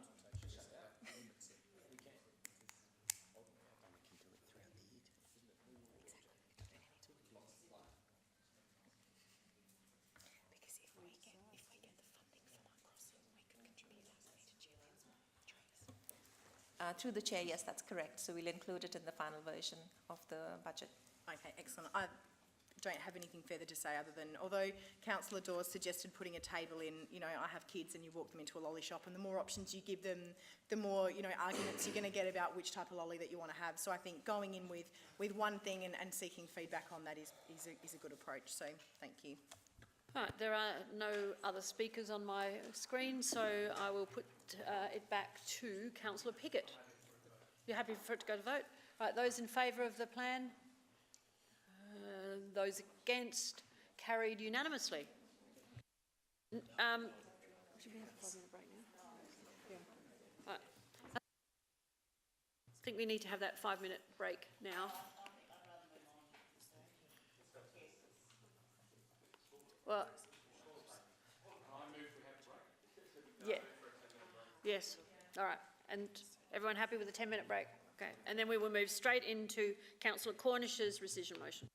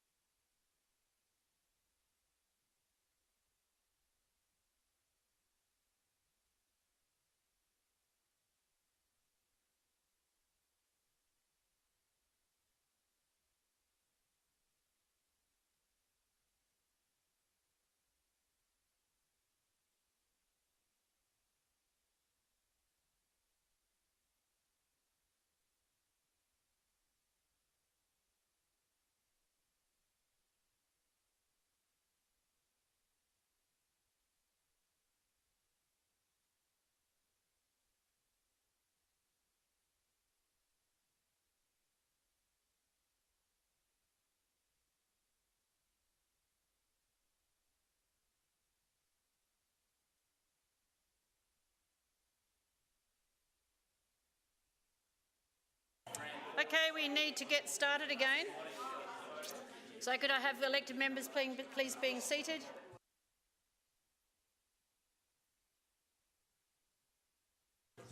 Two minutes overtime. We've got 1, 2, 3, 4, 5, 6, one more 7. We now have enough. Councillor Cornish, it's over to you. Thank you, Mayor Monceau. I will move in accordance with item 10.1, a rescission motion from the last meeting, and I believe it is custom, and I'll ask the CEO, that we move these in two parts. It's not one holistic move. We move the rescission motion first, so we're talking about rescinding the previous motion, and we'll then later on debate the original motion that we had previously not voted for. I moved the rescission motion. Obviously, I don't believe it was the intent of this council at the last meeting to really put all the risks. We might not have understood all of the risks, I don't think, for the project and what the motion that we actually moved as a council would have on the Era Water entity, specifically regarding renewing contracts with maintenance staff, with engineers, with hydrologists. You don't want to lose those key people. It also put in jeopardy going out to tender to connect 30-some reserves, parks, gardens, and make those connections, which are vital for the project. I don't think it was the intent of this chamber to do that. So the rescission motion is removing that from the books and starting us from a clean slate.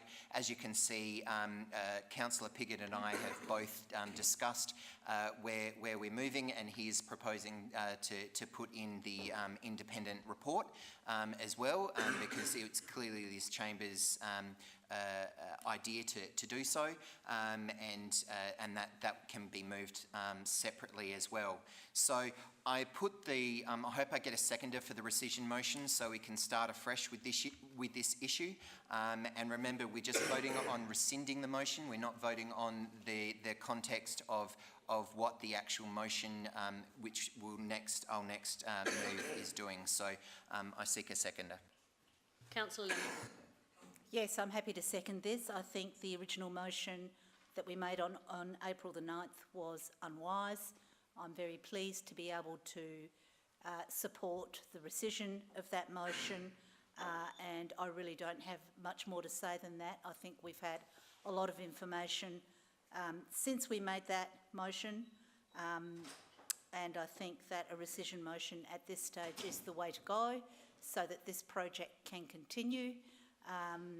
So yes, very happy to second this. Councillor Piggott. Yep, I will also support this, although I don't believe the previous decision was unwise.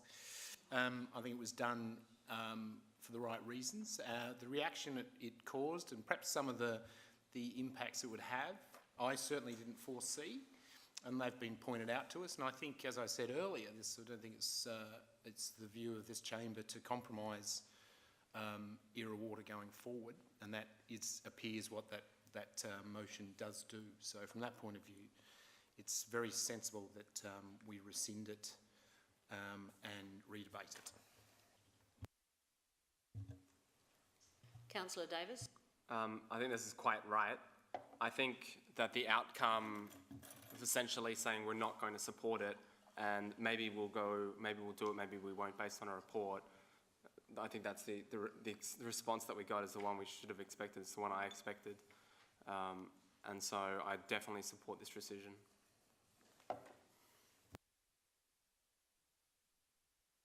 I don't have anyone else. Mayor, I believe that you were going to say something. Do you want to say something at the end, or? I'm happy to say something later. Okay. But if there's someone else, I will second the motion. Well, I'd like to move an amendment, but move the amendment. My amendment is that I believe this is such an important issue. You can't, apparently you can't move an amendment on a rescission motion. I can't move a motion. Okay. All right. Thank you. Councillor Hughes. I obviously ran the initial motion at the last meeting, and similar to what Councillor Piggott has said, we probably didn't fully understand the implications of that. And although perhaps cautious of the level of debt that Era Water is looking to potentially take on, I guess we don't know where that will end up. It is perhaps a conservative view. I think our best opportunity to influence, if we have a level of uncertainty and uncomfortable, people perhaps not feeling comfortable with where we're at with Era Water, is through our board member. So I think, we perhaps having that independent board member have been a step removed from Era Water, and I think I've, since being appointed as deputy member, have established a relationship with Jeff, and he has relayed some of our concerns and perhaps represented us a little bit closer to us than, sorry, it's very late, has represented us since developing that relationship. And I think if we continue to work on that relationship, we can work through some of the concerns perhaps that we have. I think, at the end of the day, we're one of three, and it is essentially a team sport that we're in, and we're in it. So we need to come to the party, essentially, and do what we can do through our board member, is where I'm sitting at the moment. So I think, it's probably not where I would have landed to start with, but I think we do need to appreciate where we do sit as part of a group of three other councils, and be sensible about the implications of that. So, I think we've talked a lot about Era Water over the last few months, and I think now it's a chance just to step up and think about how we're going to make the best of the situation that we are in.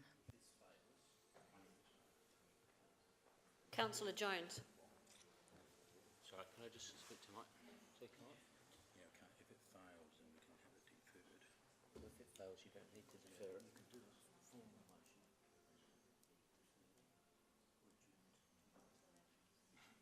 So we can't. Can you adjourn it now or not? Formal motion. Formal motion. And then you've got to vote on this. No, but the formal motion takes precedence. Oh. The formal motion is Just having to clarify some practicalities in terms of how they proceed. I'd like to move a motion that this motion be adjourned to the following meeting.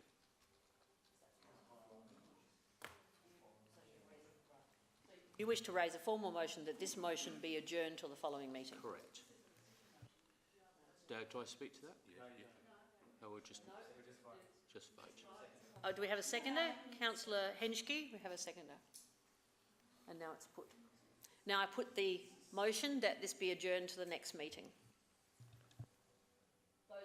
Those in favour? Those against? Division. You can't. Formal motion.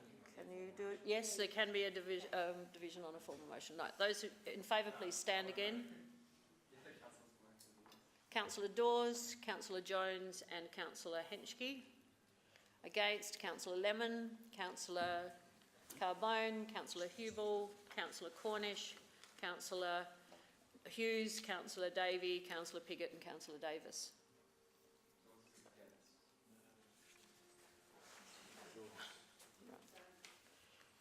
So,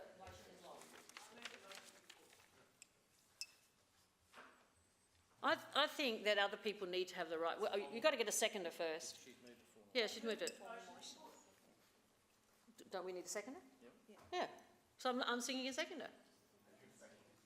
Right, no seconder. It lapses. Right. Councillor Jones, did you wish to speak? Yes, Is he allowed to?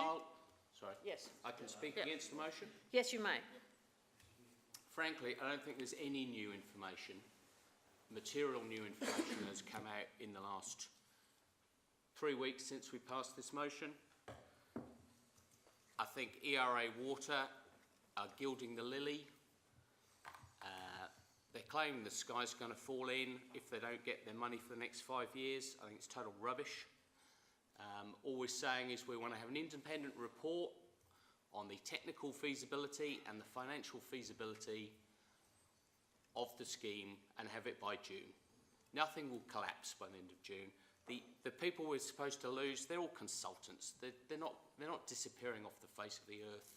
The contracts that they need to let, they haven't got any water to sell, so I'm not quite sure why they need to make connections to people. Frankly, I think this is just... the council's not going to go very well if every time we pass a motion, somebody tries to repeal it the next fortnight. So I am opposed to this motion. Councillor Dawes. Thank you, Mayor. I just want to... There are some key words that Mayor Breer raised tonight, and I've written them down. He talked about being in good faith and cooperation, and I certainly agree to that. He talked about social and economic benefits, but also he said there's no barriers to open communication. There will be differences of opinion, and that the Norwood Payneham Council believe in the scheme. We are staying the course. So that's their decision. Our decision is a little bit different from that. Ours was to take a health check. And I want to read to you an email that I received from Jenny Turnbull, who's not here tonight.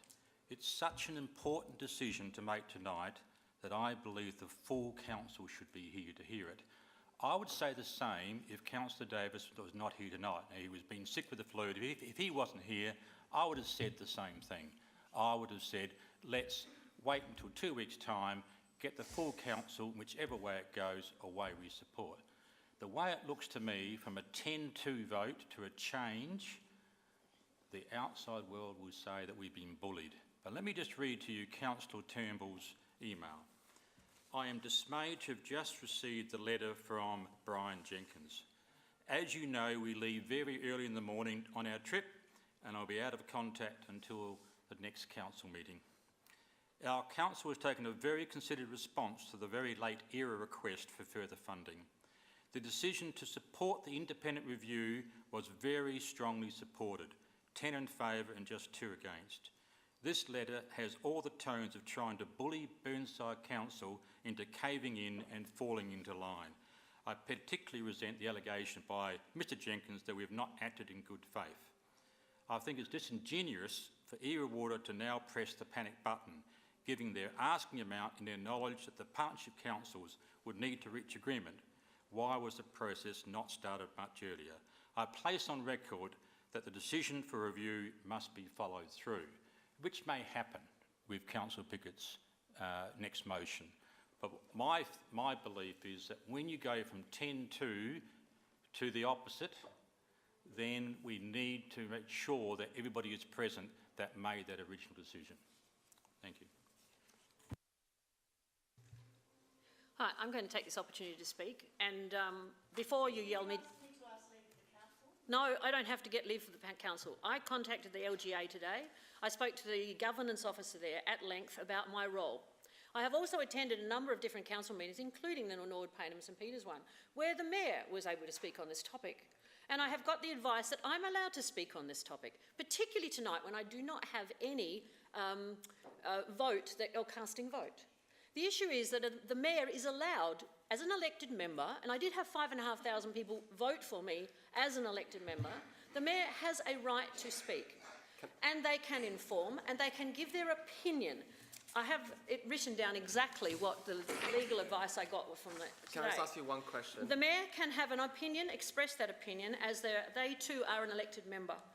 In other words, can participate in the debate on equal footing with another 12. And I had this discussion with some of the other era mayors at the meeting that I went to last week. The Mayor can even move, second, or amend a motion, just like an elected member can. Now, we've never experienced those things in the 8 years that most of us who are sitting around the table and been here a long time have had. The Mayor cannot try to persuade anyone to vote in a certain way and cannot use their time or have any greater rights than anyone else in terms of time of speaking. But they can, so they cannot try to persuade. Now, that's a deliberate attempt to persuade, but they can give their opinion. That may agree with some in the room, it may disagree with some in the room. The Mayor, according to the Local Government Guide, says, cannot have any advantage not shared by other members, but he, she or she does not need to seek leave of the meeting to address them. There is potentially more of an issue if there is a deliberative vote, and tonight there will be no deliberative vote. So I'm going to take that opportunity to just speak very briefly. The issue is for me, and I did enjoy the analogy of a purchase of a car. For me, the first thing that I would be doing if I was purchasing a new car or a different car would be check the service history, make sure it's running correctly, and get some advice on how well it's operating. We actually have our last council has a motion on the table moved by Councillor Davis to get a forensic financial investigation. That was on June 23rd of last year. That never happened. No investigation took place. I'm concerned that did not. We also, you can check the records, it's in the minutes. Okay.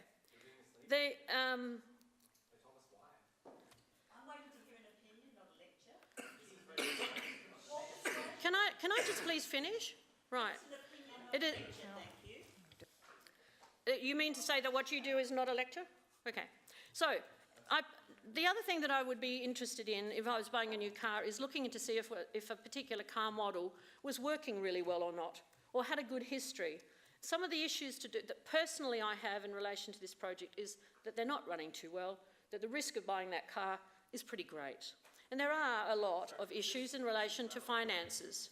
Yes, so it is relevant, I'm giving my opinion. We're not talking about buying a new car, we're talking about your water. Can you please stop interrupting me? I'm just asking you for relevance. No, stop interrupting me. This is relevant. Buying a new car. Because Mayor Bria, you brought this up as an example, and I'm using this as an analogy if you don't understand what an analogy is. Things do change, though. And the issue is that era has changed. It changed since 2009.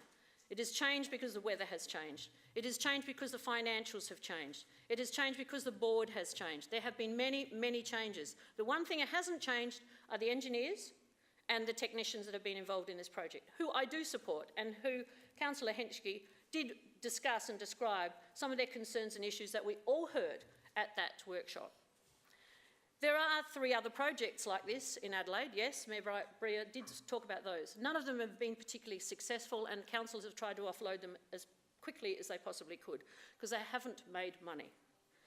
I don't think that we are shopping around, but I do think there are issues. I do support the next motion that is going to be put by Councillor Piggott.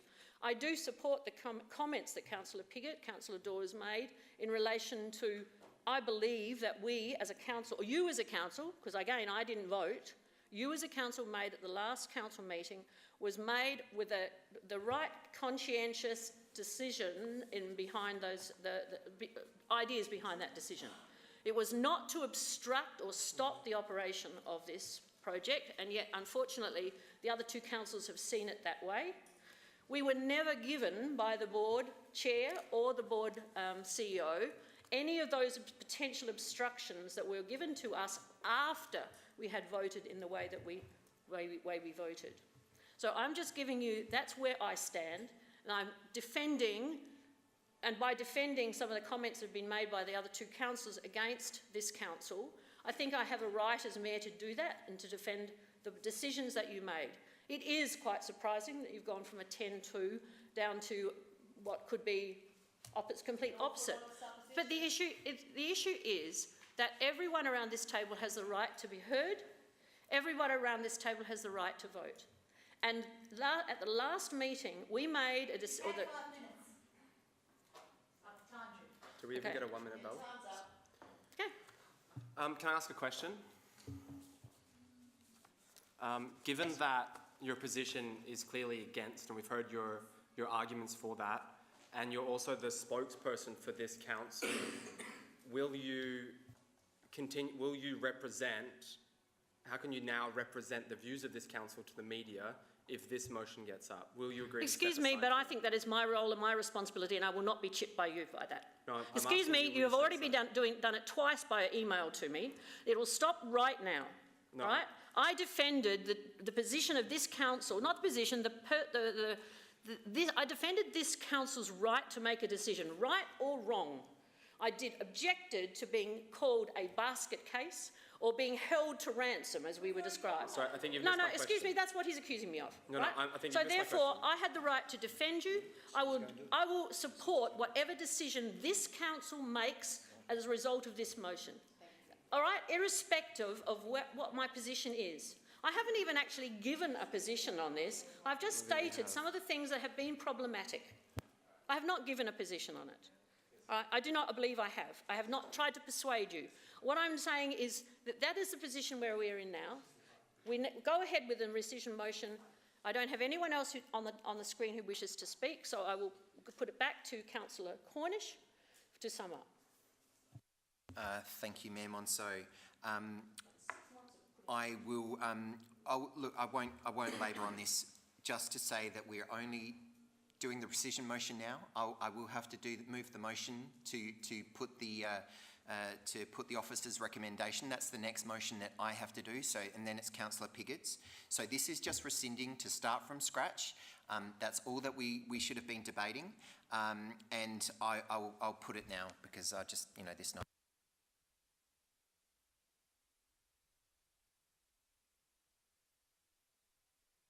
So those who are in favour of the motion, of the rescission motion, 1, 2, 3, 4, 5, 6, 7, 8. Those against, 1, 2, 3. The motion is carried. Now will you please put the second motion?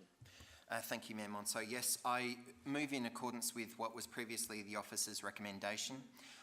In speaking to that motion, commentary that I've heard around this chamber previously is if we'd known now what we had previously, if the chair and the board of Era Water had let us know of the ramifications if we didn't go along with it. But it was also a little bit of an onus on us to actually inform them, hey, what if we didn't do it? We didn't actually ask that question of them. What if we went down a different path and we didn't actually support this? Where would you be? What would be put at risk? We didn't actually ask those questions. We were asking a lot of questions about the risks and the management of the entire project, not on this actual motion. It is unfortunate that we've got a charter that all three councils have to agree exactly on the same motion for these sort of things. If it was, a majority vote for the partners involved with this regional subsidiary, obviously it would be a lot more easier for regional subsidiaries to get work done. I take a little bit of offence to the fact that it is $2.3 million of ratepayer funds. We're underwriting, number one. It's not actually us giving Era Water $2.3 million, number one. Number two, it's actually only a third share of that from the City of Burnside that we're underwriting, which is $767, and we'd only actually have to pay that if Era Water actually fails and can't actually return or repay the loan in the long term. So, and that will only, 1/3 of that will only come back to this council. I've actually worked it out. It's less than $11,000 a year for this project for the City of Burnside that we're actually underwriting. It's not a huge amount of money. We've just spent $45,000 a year on new trees for private properties, and this is a project that will water our reserves and gardens in time of drought when we actually need it. I think we need to be a good collaborative partner with the City of Norwood and the cities of Norwood, Payneham and St Peters and the City of Walkerville. We do need to be a good partner, and we do need to actually make sure that our regional subsidiaries, continue. If we keep doing this, there's a lot of pressure on the local government at the moment from the state and from federal government and from other interest groups that want to see us amalgamate, that want to see us, reduce costs, to do all these other aspects of pressures. And we're pretty much saying that we don't want to work with other councils to find innovative solutions because we can't work together collaboratively. We need to do this. We need to move this motion. I'm perfectly fine with this council chamber saying we actually want to put up $50,000 for an independent review. That's this council's choice to do so. But to actually hold this project to ransom, I think, which is now what we've found out is actually effectively what's going to happen, is not the way to go about it. And if people are that concerned that Burnside should get out, vote to pull those levers in the charter for Burnside to get out of the Era Water project. You just put the motion up that we want to leave. Just do it if that's where you want to go. If it's too risky for you, just do it. But I'm not. I'm a believer. I'm steadfast. I'm holding the course, and I think we need to move this motion the way that it is to ensure that we can actually make the connections to our parks, to make sure that we can put water down in that aquifer, to make sure we can even test whether or not the aquifer can hold the water. We need to make sure.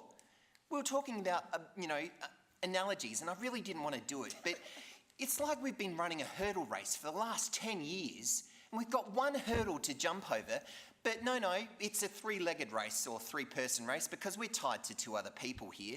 But no, the City of Burnside's decided, no, we're going to stop and we're going to check that our shoelaces are actually done up.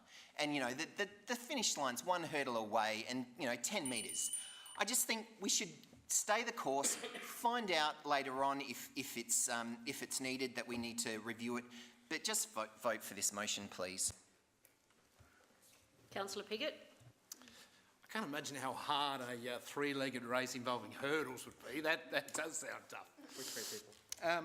I disagree with pretty much most of what Councillor Cornish said, but I am happy to second this motion, and I think, and this we do agree on, I think it is important to pass the motion. And to just explain that position, I actually do feel a couple of things. I do feel a bit of sympathy for Councillor Turnbull's email, because I did feel a bit the same. I do think that as a one-third partner in a very big project, we do have the right to, we don't have the right, I don't think, to compromise it. And that's what, here and now, I'm not sure that we haven't done that. And I think we do need to fix that. But I think what we did do was say, look, we weren't comfortable. We are happy with these things we're happy to go over the last hurdle. But perhaps it is a good thing, and there's more than one hurdle, I feel. But perhaps it is a good thing to make sure that we do have everything in order. And so really where I felt we tried to go with it was to not compromise in the short term and buy us a bit of time. That's really where I feel we went. And the reaction that came back from Era Water and the, I feel, misunderstanding by the other two councils actually as to where we're coming from, I think is real.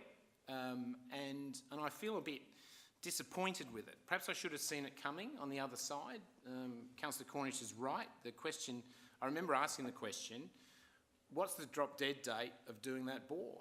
And it came up as September. I should have asked other questions, certainly. So I do concede that. But this council, I don't feel, is looking to knock this over. I don't think we're reading the charter to see how we get out of this.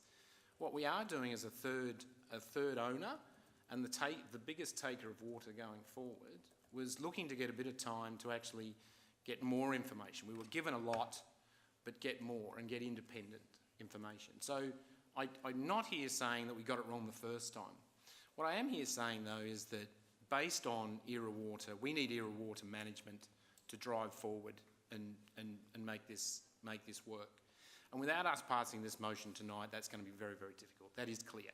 Whether that's fair or not is up for debate. But clearly, they feel that without the $2.3 million, which is, Councillor Cornish is right, it's a limit. It's not necessarily going to be spent.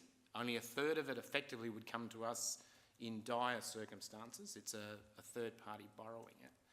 So it has become clear that unless we do line up exactly with the other two at this point, it does compromise Era Water, and I don't think any of us want to do that. So for that reason, I feel that it is important that we pass this motion as it reads tonight. And there is another motion in regard to the report. It's a separate issue. But we do need to do this, I think, to settle things down and make sure that everyone actually is working towards Era Water doing as well as it possibly can. And without it, it has become clear without this motion that's not possible. So I'm happy to second it, and I do feel as a council we should vote for it. Councillor Jones. I'm not suggesting that we should close down ERA Water or that we should withdraw from it. There's a lot of confusion here. People are saying there's an urgent calamity. Then they're saying, oh, but it's a 70-year project and we should see it out. Then they're saying, we need this money for the next 5 years. So ERA Water are all over the shop in what they're asking for, frankly. As we know at the moment, they've got 4 bores working that they say should be able to deliver 300 megalitres of water for irrigation purposes. The three councils together only need to take 200. So they should be able to prove to us in a not very distant period of time that they can collect all the water that they need to give back to the councils for our 200 megalitres, and then they should be able to demonstrate that they can sell the other 100 megalitres to other people for the price that they say they can do. Because otherwise, if they can't do, and we keep on ploughing on regardless, which is the ERA water plan is well, let's just keep going, you know. Mike Tyson said everyone's got a plan until they get punched in the face. And ERA water keep getting punched in the face and they keep going forward. I'm just saying we should stop, take stock, demonstrate that the thing works at the moment. If it's successfully demonstrated, then we'll have the rest of the money to complete it. I don't think if it's genuinely a 70-year project, it's not going to kill us. And the fact is, we are up for the full $2.3 million because we're jointly and severally liable for all of the debt. So we're already jointly and severally liable for 12.3, and then we could be jointly and severally liable for another 2.3. And I'm saying I don't think that's a very wise decision to take when we can just take stock and see how it's going. So, I mean, we're just rehearsing the same arguments we've always had, so I'm going to stop here, but I will be opposing this motion. Councillor Hubel. Thank you, Your Worship. Look, when this first was given to us, I forget how many meetings ago now, on reading the officer's report, I was in support of this, is what sits in front of us right now. In that time, this council has, I believe, turned what is a decision on operating ERA water into a conversation about the validity of ERA water, and I don't think that's right. As Councillor Cornish said, if we don't want to be in this, let's go down that path. But that's not what this motion is about. This motion is about making ERA water function as well as it can, and as one of the three partners, that is in our best interests. So I will support this. Look, there's been so much conversation, I'm going to leave it there. Councillor Dawes.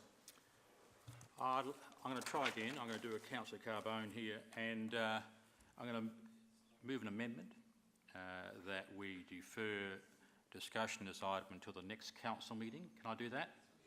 That's a formal motion. Still a formal motion, is it? So can I still speak though? Then what can I do then? Can I adjourn it? Can I? Okay, I'll speak to the motion. We received the agenda papers on Thursday prior to Good Friday.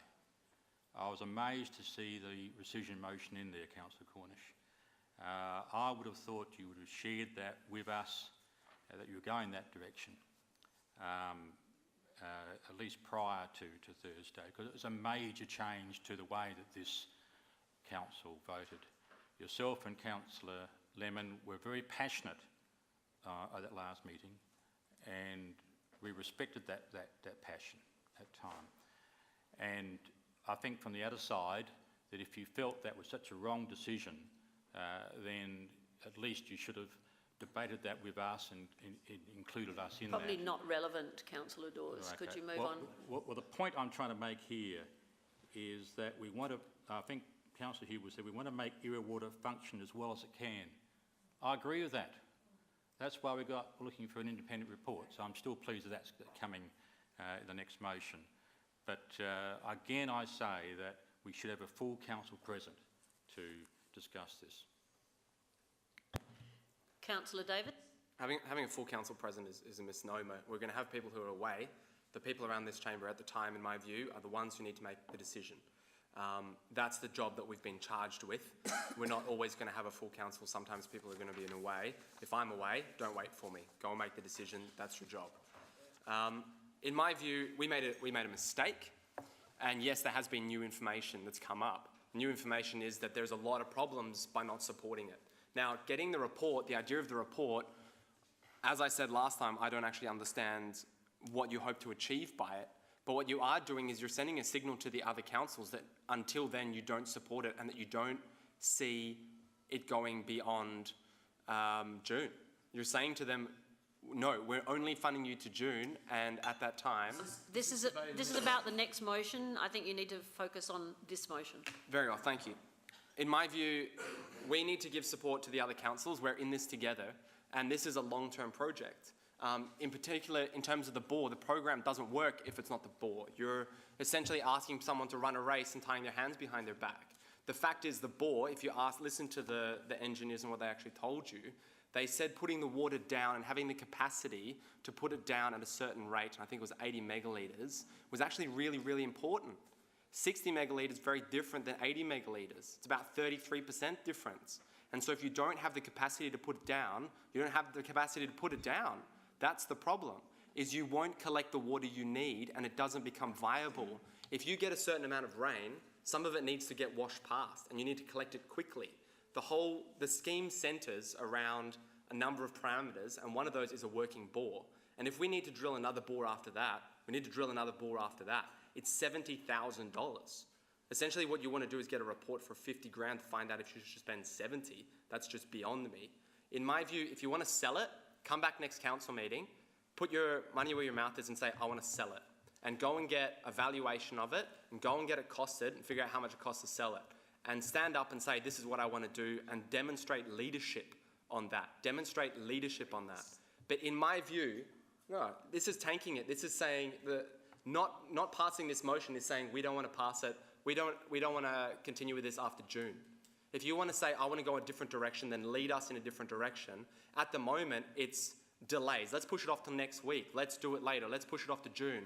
Let's push it off until we have another workshop. Let's ask for some more information because we're absolutely paralysed and we can't make a decision. If you can't make a decision, go with the status quo, support our neighbouring councils, and then if you want to sit down and go through and get more information and put together a case of why Burnside should exit, then go and do that work. Go and do that work, but it won't magically come out of the sky. Until then, you need to get on the bandwagon and keep going forward until you want to get everyone to get off.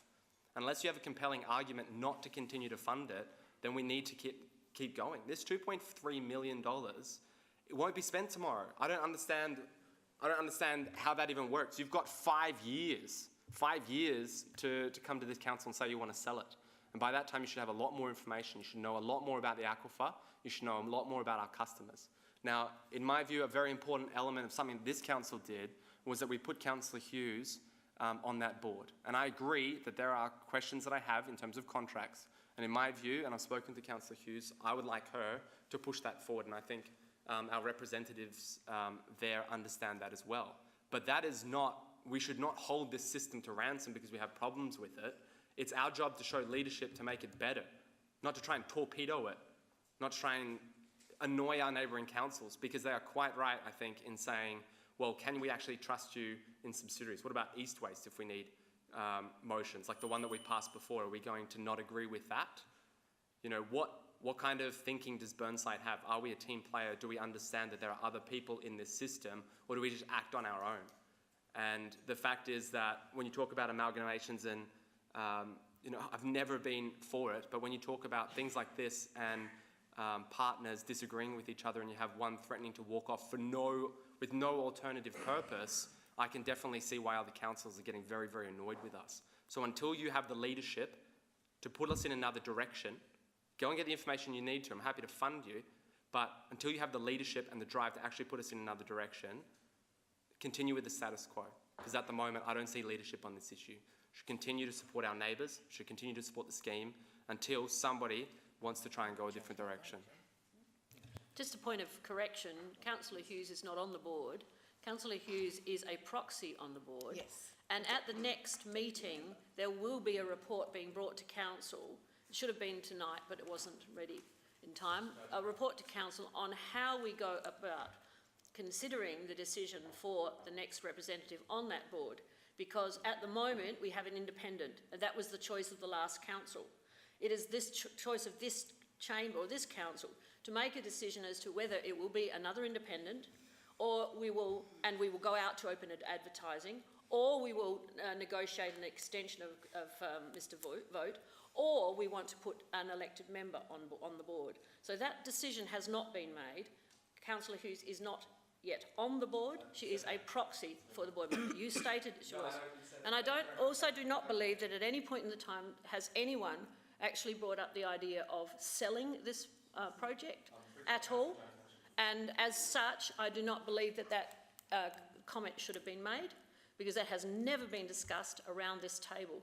This possible, certainly the potential of pulling out may have been considered, but certainly not the issue of selling.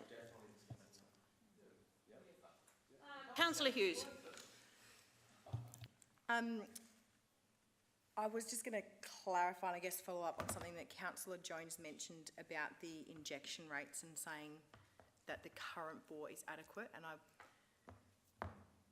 don't have all the numbers and things from working on the project, but it really is a water balance. I guess from an engineering perspective, when you get rainfall, you need to be able to inject quick enough at a certain rate to be able to fill that bucket. And I guess if you can't fill that bucket in a really wet year, it means that in a really dry year you won't have those reserves to pull back on. So I think I've lost my train of thought because it's getting so late and I've been on the line for so long. But anyway, I think really at the end of the day, I said, you know, as part of the rescission motion, we are in this as one of three. That's the bottom line, and I think as a council, we can't control Era Water. As we sit around this table, we have to influence through our board and our representative there, or we have to work collaborative with all other three councils to all get on the same page. And I think we really need to think about how we approach it. I think, similar to what Councillor Piggott said, it wasn't our intention to hold Era Water to ransom. I think there's, you know, it could be seen as doing a backflip, whatever. But I really do think that we need to come to the party, play the game, and as has been mentioned, it's not $2.3 million up front. It is an approval to extend the loan if that money is required. And the best way that we can minimise that is, I guess, by asking questions of Era Water and asking questions of our board representative. And I think that's the approach that we need to take, and be collaborative in the way that we do that, and hold Era Water to account. I don't think there's anything wrong with that, because it obviously is money that we will be liable for if things go pear-shaped. So I think we just need to think about our approach. I think the report can come, and from that we can make decisions about what we want to do. But I think we're in the game. It's the bottom line. So if we want to leave the game, it's a 2-year process. So we can't just pull back and put our hands up and say we don't want to play anymore. I think, you know, that's really what we have to do, and I think let's get there. Councillor Henschke. Thank you, Mayor. Well, it's been very emotional tonight. Yeah, I think I've experienced a lot of emotion coming from a lot of members, and I feel that maybe we have to be a bit more objective and non-emotional tonight. I really do believe that this project has potential. I totally support the idea of collaborating and working with the equity partners in this project. It is very, very important. And I want to reframe what has turned out to sound like a very negative position that City of Burnside's taking. Reframe this, because in fact, what was carried last time is a very, very positive mechanism. It is a project management mechanism. This independent project review, or review, you've heard various names, it's a project management mechanism that every investor would use in a major project. This is what happens today in investment world. We have independent project reviews. You can Google it. It enables an unbiased outside expert to assess a project's progress and health. And this is a key thing. This is our great opportunity with all our partners to recommend courses of corrective action or point out improvement opportunities. Now, Councillor Henschke, I'm interrupting your flow. Yes. But this will be, what you're talking about now is really part of the debate for the next motion. So could you just focus on this one, which is passing the motion, and then what you're talking about now in terms of the review will be part, and you'll get that chance to repeat it in the following motion. Very good point, thank you. So for us to carry this motion, we really, it's an opportunity to do this review now would mean it would change the destiny of the project. Either we put another bore in or put 2 bores in, speed it up, slow it down, do other things. It's actually just a healthy activity you do along the course of a project. And this is, as the Mayor of Norwood said, it's been an expensive and complex project. It's gone on the project's been travelling for quite some time. So it's a necessary step, an activity in the life of the project. We've come a long way, a lot of money has been sunk, and it's time to do this. And this is what you do when you have spent over $20 million. You do one of these. This is normal. It's not a negative thing. It's objective. It's best practice. And I want all the parties to embrace this and understand it's a project management mechanism, nothing more. It's not negative, and I just want everyone to regroup and try and be positive and move forward and use this information to find out what the best outcome for this project is. For all of you, thank you. Councillor Lemon. Thank you. I will be supporting this motion, and I've got a couple of things to say. But my first is, here's a hot tip for you. When I went outside, it was raining. Sadly, we don't have a bore that actually puts the water down, nor do we have the connections. But should this motion get up tonight, we'll have the connections and we'll have the bore, and we'll have them sooner rather than later when we have, in the next couple of days, massive amounts of rain. That won't help us, unfortunately, or might a little bit for some of them.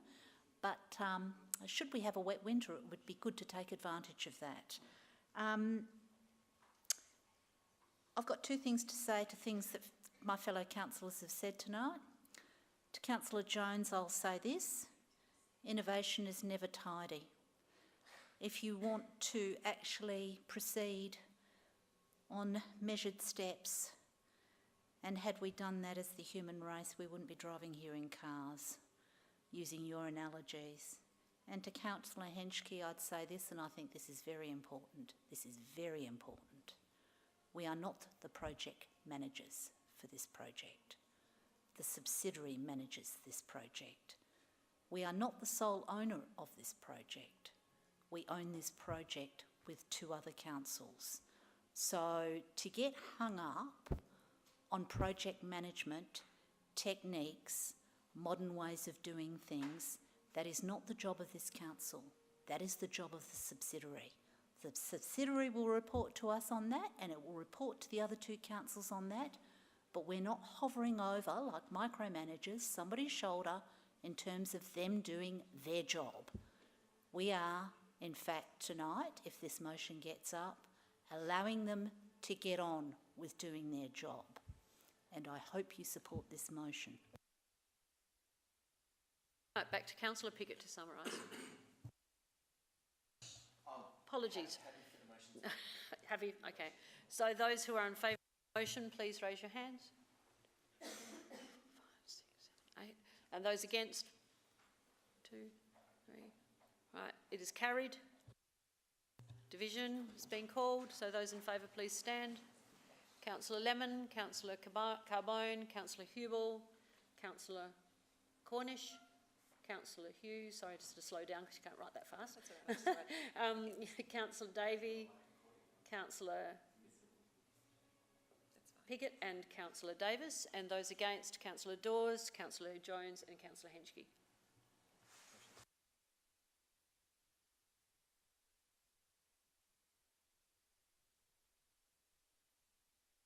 Sorry.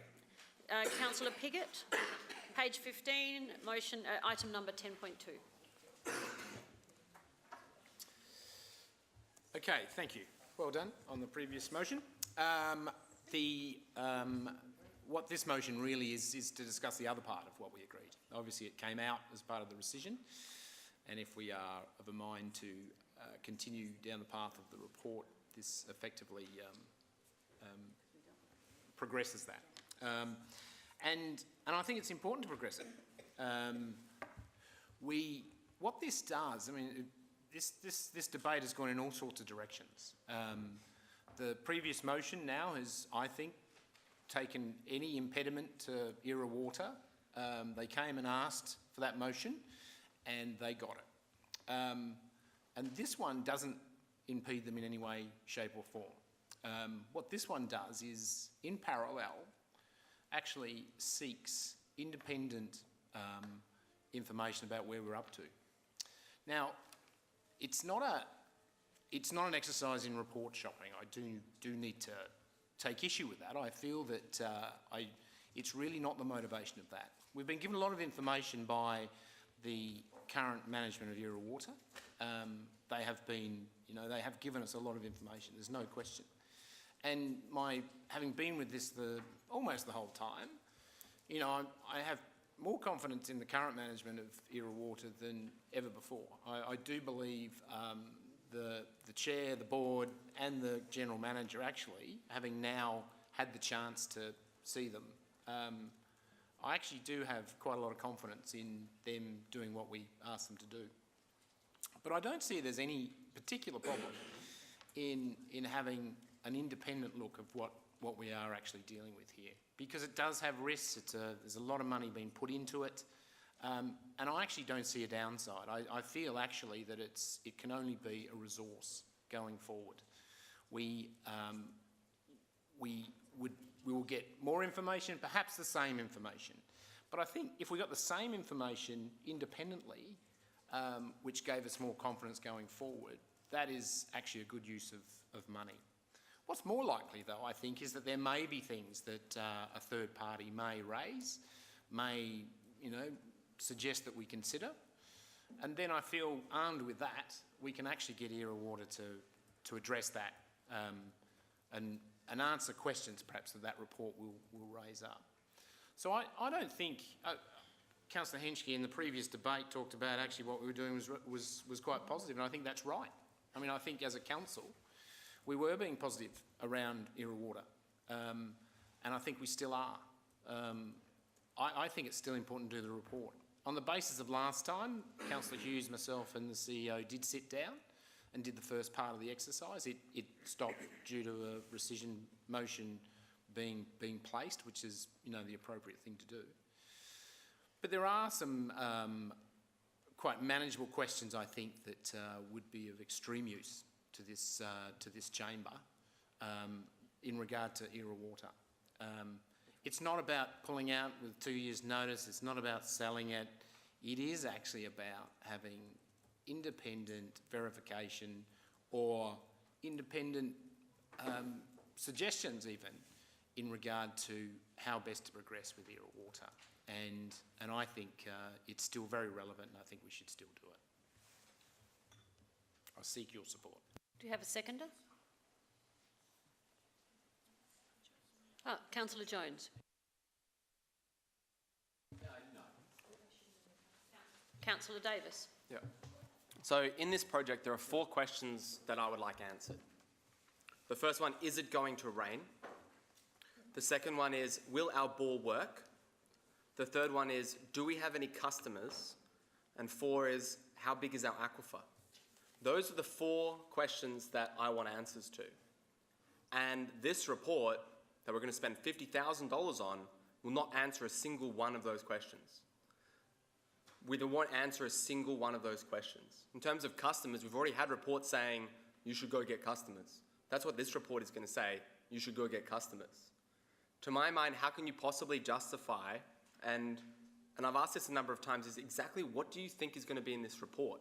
And how can you say if you're not shopping if you have no idea what answer you're looking for? You're essentially saying, go and find if there's any problems. I know what the problems are. There are 4 of them.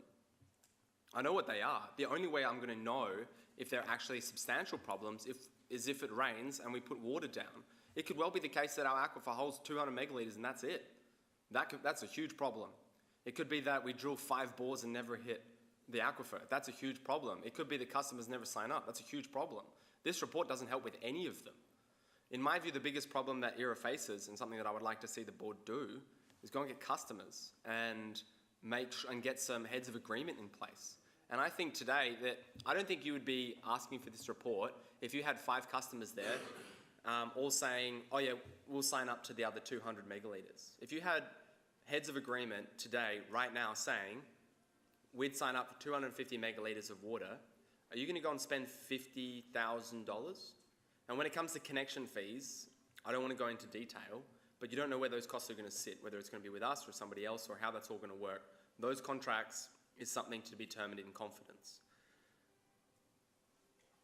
Now, the question that I keep asking is, what exactly are you looking at of this report? And listening to Councillor Piggott, he speaks very well, but he said a sentence. He said, there are questions which would be of extreme use to ERA Water. In your summing up, Councillor Piggott, I'd like you to actually tell me what they are. What are these questions? What exactly are you trying to find out? What exactly new information are you trying to find? Because how can you justify spending $50,000, it's a lot of money, on a report that is going to tell us, hey, these are your 4 big risks. The only way we're going to find out about customers is if we go and ask them. And to my mind, that's what the ERA board should be doing. And I feel that our anxiety, or not mine, but I think around this chamber, that's where their anxiety or people's questions lie. And if you had those contracts in place, ready to go, and all the connection fees were sorted, and you knew exactly how much money you were going to make if you had water, you would probably ask for this report.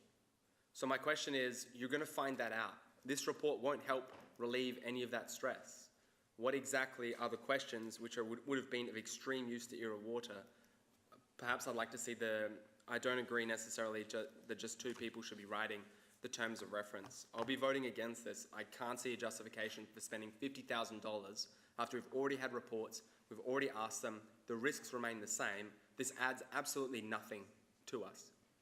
It's a report for the sake of a report.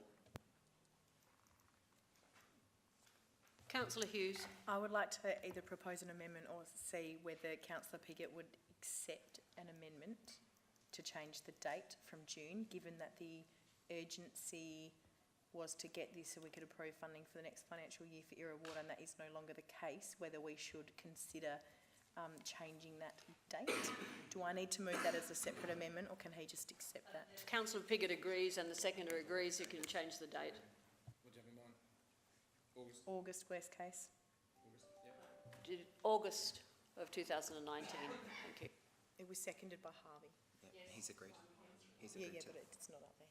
Like I say, before August 2019. Yep. Well, it might happen. By August. By August. Yeah, I'm not going to speak. I'm done. Councillor Lemon. Yes, I'm going to speak. I won't be supporting this motion. I think, and the reason I'm not supporting it isn't that I don't think that this council should, in its special way, go and seek other advice, although I'll get to that in a minute. The reason I won't support it is I think it's a waste of $50,000, quite frankly. There have been a number of reports on ERA Water over time, and I know our current mayor, when she was a councillor, spoke long for the last 3 or 4 years, spoke long and passionately about how she didn't believe that Holditch were actually independent. I never got a reason for that. Other councils seem to think they give very good reports. I don't see why we can't accept the reports that are being made by an independent, highly regarded firm. I don't see why we can't accept those. I don't see why we have to go somewhere else, unless we are going to be micromanaging the project management of it. I can't see any reason why we can't take the reports that are already being given to other councils and seem perfectly acceptable to them. If we must get more information, why can we not take those reports and take them to our own audit committee to have them have a go over? Give this the once over and tell us if there's anything that we need to be worried about. Won't cost us anything, certainly won't cost us $50,000. We've got an audit committee, it works independently on our behalf, in our best interests. Why can't we use them if we've got a problem?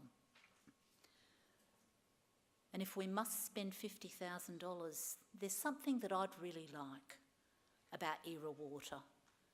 I'd like us to take that money and go out to the community and say to the community, here, we've got this huge project. It's a 70-year project. It's 20 million over 70 years, but it means we're going to water our parks and gardens with stormwater, with rainwater, and not with water from the River Murray. What do you think? Do you think it's a goer? Do you think you want to support us on this? Because my view is, our community doesn't know about this project. We sit here, 13 people, well 12 people, 13 tonight, debating this, debating the pros, debating the cons, agonising about the money, talking about whether we'll ever get any sales. We spend $50,000, let's ask our community what they want. Let's ask our community whether they actually support us. Do an independent telephone survey that is a random sample that you can extrapolate to our 45,000 residents about how they feel about this council in conjunction with 2 neighbouring councils doing what I consider the most fabulous thing in terms of water resources for the eastern part of Adelaide. Let's ask our community. Let's spend that $50,000 if we must, very wisely, but not for another report that is likely not to tell us anything differently to what we've already got. And if we do want another report, let's get a freebie from our own audit committee. These are the reasons why I won't support this. Councillor Daw. Thank you, Mayor. Just a couple of things. A report was included in the previous council meeting, and it did receive 10-2.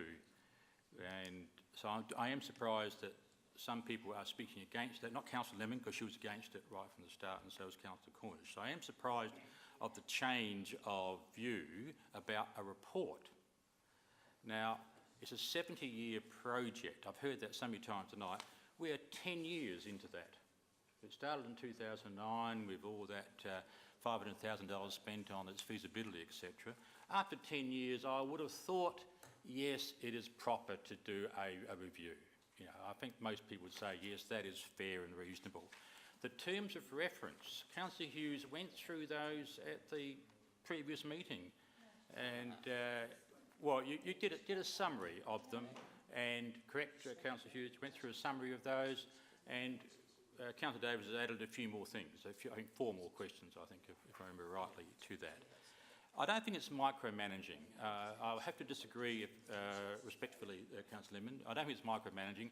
I'd say after 1 year that's micromanaging, but after 10 years I would suggest it's proper to undertake a review. So I'm in support of Councillor Pickett's motion, and I think it would add something to the Era Water Board, and I think they will probably be pleased to receive it, to be honest, to see how they can improve themselves or whatever.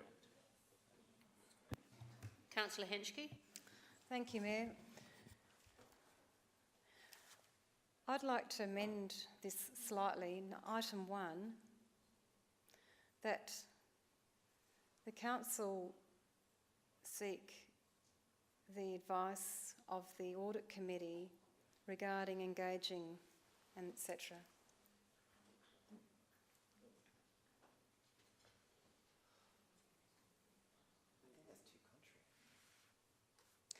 And the reason I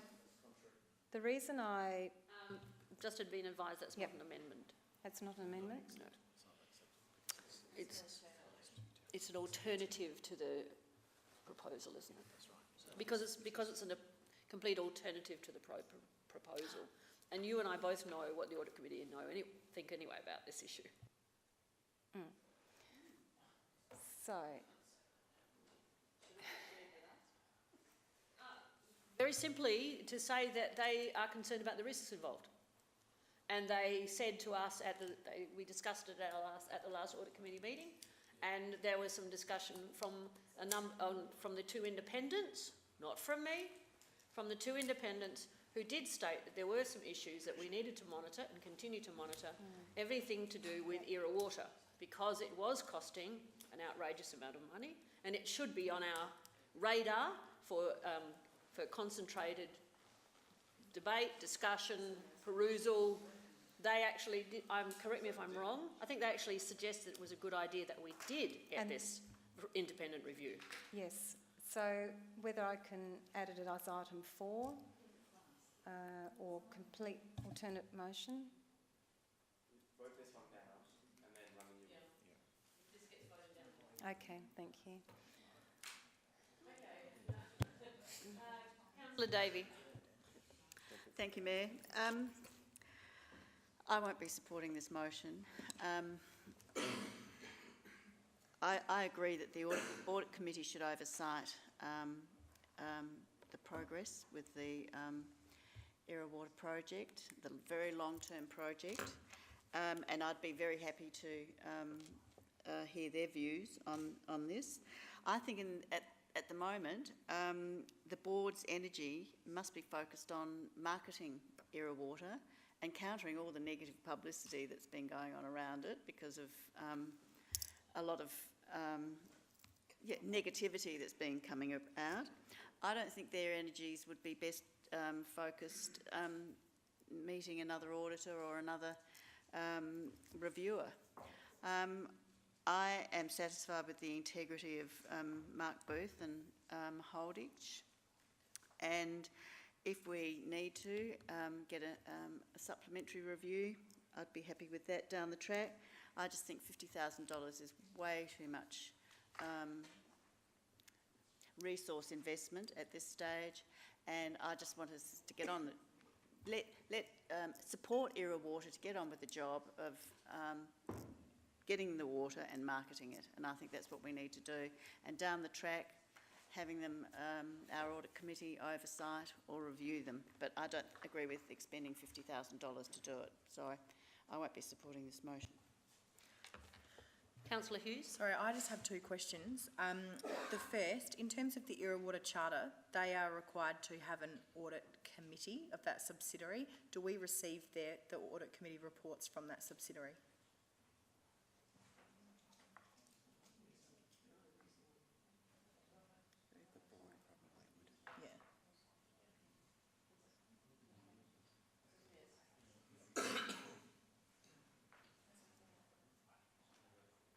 Would we typically We're just saying we haven't seen one for a while, but Roberto Bria, who's on our audit committee, is on the audit committee for Era Water.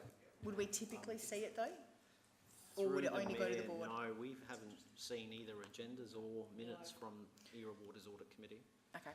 Albeit that Roberto Bria is on the Era Water audit committee. Okay, so my second question, which comes from Councillor Lemon's comment about BRM Holditch being independent, probably phrasing it as a question because I've already spoken, who completes the accounts for Era Water? Through the Mayor, in previous years it was undertaken by the town of Walkerville in-house, but we have now outsourced that function to BRM Holditch. Burnside has taken up or contributes towards that. Thank you. Right, have no one else on this list, so yes, Councillor Cornish, go ahead. You probably all know where I probably sit on this. I said it last time with the independent report. However, I probably will vote for this motion for Jenny Turnbull. She would have voted for this. I am giving her 2 votes, but I actually don't think my vote will probably matter anyway. I think reading the room, it's going to go one particular way anyway, but I just think that's a little bit symbolic. It is $50,000. I'm concerned that we've spent over $100,000 on independent reports previously in the last 3 years. you know, it is a 10-year project, Councillor Dawes, but the project hasn't even started yet. We've only been researching it and actually trying to build it, and we haven't even finished building it. So it hasn't technically started. The 70 years technically hasn't started yet until we actually start pumping water to our reserves. So, you know, and we've had 3 reports already. So I am a little concerned about that, but I'll give Jenny the vote since she's not here. I'm just going to make one 2-sentence comment. One is that you can't sell water if you haven't got it, because you can't put a price on it until you've got it. The second point is that there are potentially other options, and I think this this motion discussion intends looking at potential other options. And the third comment is that we agreed to spend $20,000 on a verge for Councillor Davis. You're wrong, actually. Are you kidding? We agreed on 15,000. You just say we should spend 50 because we spent 30 I have for the Councillor floor. Davey. I have the floor. You should apologise to Councillor Davey and the Chamber for that comment. I have the floor. No, you're... And for the whole way you said Are you it. kidding? You Please, said we should spend please. $50,000 Please. because Councillor Davey got 30. No, I said that we have already granted 20, and I apologise, it was 15. But what's it got to do with This that? has nothing to do with it. all right, that's it. If I could, should say sorry if and I withdraw could it. just, You should withdraw that You should withdraw your statement. It wasn't vicious. You're saying we should spend 50 for this because Jane got 15. Who spoke against the motion? Jane didn't get 15. It was not intended to be vicious, but it was making a point about comparative amounts and value. okay. It's not I Jane's apologise. 15. Can I? Okay. Look, I'd like to sum up. I think there's a few things that I need to correct really. We talk about the BRM Holditch reports, and we've had a couple of those. And there has been talk about how independent they are, all those sorts of things. But this is not really about this. This is actually quite a different report. The BRM Holditch reports were very financial. That's their game. They weren't cognizant totally. They certainly were cognizant of the risks. But in terms of the specifics of bores and fractured rock aquifers, that was obviously identified as issues at the time, but it wasn't gone in particular detail, as it couldn't, because at that point we didn't have a bore. So I think just putting this in the same, well, we've had all these other reports, so we shouldn't have another one, I don't think is a valid argument. Councillor Davis asked what questions. It's not going to answer whether it'll rain. Very true. It's not going to answer whether the bores will work or not. What it is going to answer, there are a couple of things that it will answer. It will answer, hopefully, that if all those things go our way, what are the costs going forward in terms of making it? How much water would we likely to get in and then back out? The tough one is who we sell it to, but I think having a external party on that would actually be useful. I don't see any loss, particularly if they happen to, in their view, find people that hadn't actually been picked up by Air or Water as potential customers down the track. There has been alternative sources of Burnside water. Gap water has come into the play. Now, personally, my understanding, limited though it is, I don't think that is an option, but for various reasons. But I think that is a good question to get answered. I think it is no, but I would like to get it from someone who does know. So it would certainly answer that. So I think what it gets us is actually more information that we know it can't rain, or we can't make it rain, although we seem to have tonight, so that's a good start. Those things are beyond our control, but we are now in a position, and this is something that certainly, if you look at the finances, the costs of running this year in, year out are actually look like they are going to be quite different to what BRM and Holditch felt they were going to be at the time. And so I think actually having a fresh look at that is useful. So I don't think it is a waste of money. I'm with Helga. I want to be telling our residents that we were one of 3 councils that pushed forward a 70-year project harvesting stormwater. But I want to tell them that, saying that at every stage where we could, We made sure things were okay, and we weren't doing it blindly of all the things that may go wrong and may cost ratepayers serious money down the track. That's what I want to say, and I think it's a much better message. And I feel if I could get a question to the survey that said both of those things, I think most people would support both those things. Not just the worthiness, and I'm with that, the worthiness of harvesting stormwater, but also the responsibility taken by this council to know as much about this as possible and make the right decisions around that, and seek independent information over and above what we are getting from people who I don't distrust. But independent information is always useful, in my view, even if it only raises questions which should get answered. So I think it is worth the money. It's probably unlikely to be 50,000, but it certainly says up to 50, so I guess that's what we should look at in terms of the amount of money. But I think it is something that as a responsible council we should be doing. So I seek your support. Those in favour? Sorry. Those in favour, please raise your hands. 1, 2, 3, 4, 5, 6, 7, 8. Those against? Carried. Those who are in favour, please stand. Councillor Carbone, Councillor Dawes, Councillor Jones, Councillor Hubel, Councillor Henschke, Councillor Cornish, or was it another person in absentia?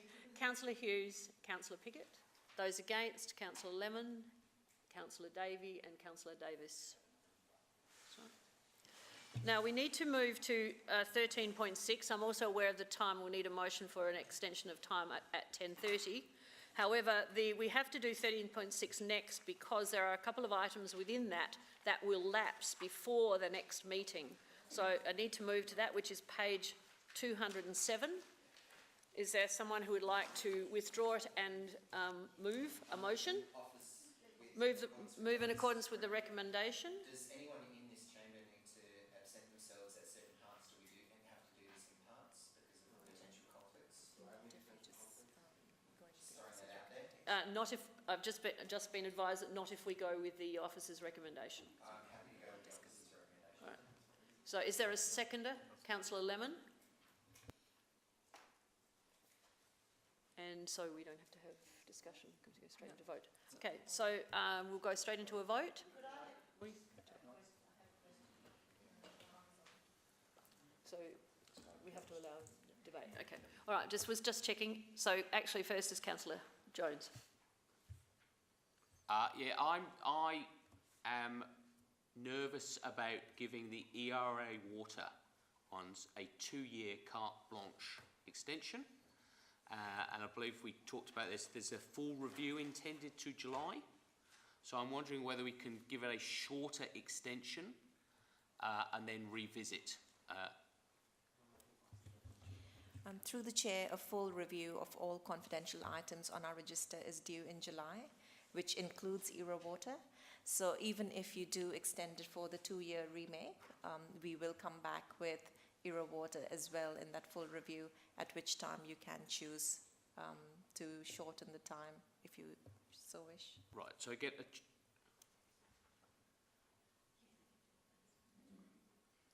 Through the Chair, that can be done now as well for ERA water if you wish to shorten the time. However, any discussion on that topic would need us to go into confidence.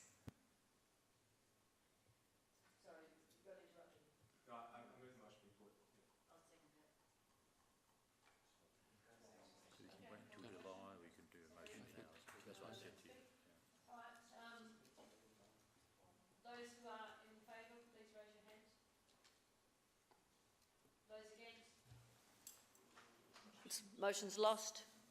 So the next person to speak has been erased. No, Councillor Jones, had you finished? You're still on the screen.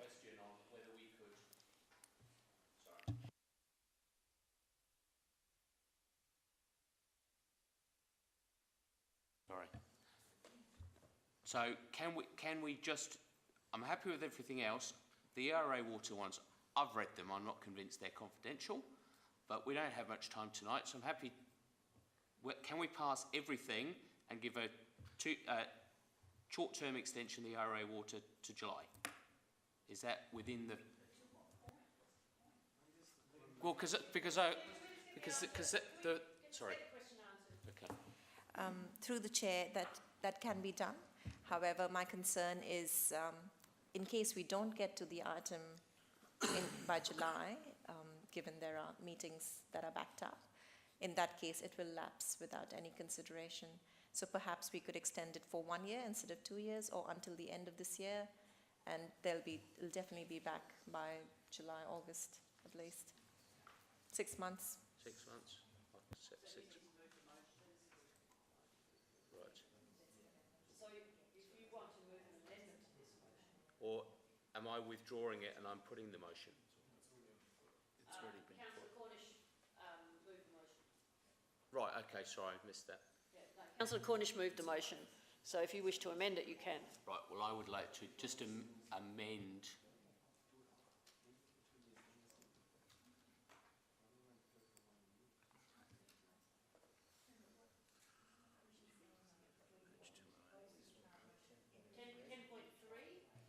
What page, sorry? 10.3 and 9.3, no, or 9.3 and 10.3. So in the amendment, you would just add that the motions... Are you doing that, Paul? Would you do that with Rob? I don't know that you can you? You can't, Karishma, you can't move a extra time until we finish this one, can you? Keep going that. We've got 5 minutes. Yeah, we've still got 5, hopefully we get For through. extension of time anytime. Okay, so, all right, can I suggest that while they're working this out, can I move an amendment for an extra time up till 11 o'clock? Councillor Piggott, seconded. Councillor Carbone, thank you. Those in favour? Of an extension of time until up till 11 o'clock. We should just put someone move that we put input and vote. 1, 2, 3, 4, 5. Those against? No. All right. Those in favour, please stand. Division's been called. Those are in favour of an extension of time. Right. Carbone, Hubel, Henschke, Hughes, Piggott and Davis. Those against, Lemon, Dawes, Jones, Cornish and Davey. Motion was carried. Just don't do it hard. Up until 11 o'clock. What? Henry? Didn't that just fail? No. I thought it was science. Okay, so have we got a resolution here with this motion? We have to come back tomorrow, because now we're doing this. Okay, we've moved on. So You the have an amendment now? I would like to do is, because we make the reference to the table, Yes, and for items 65.01 and 65.02, I would like to remake for 6 months, not 2 years. so is that okay? That's happening over there? Look, let the motion run. If you want to vote it down because you don't agree, that's fine. Let's not enter debate about it. Too much bullying goes on in this place.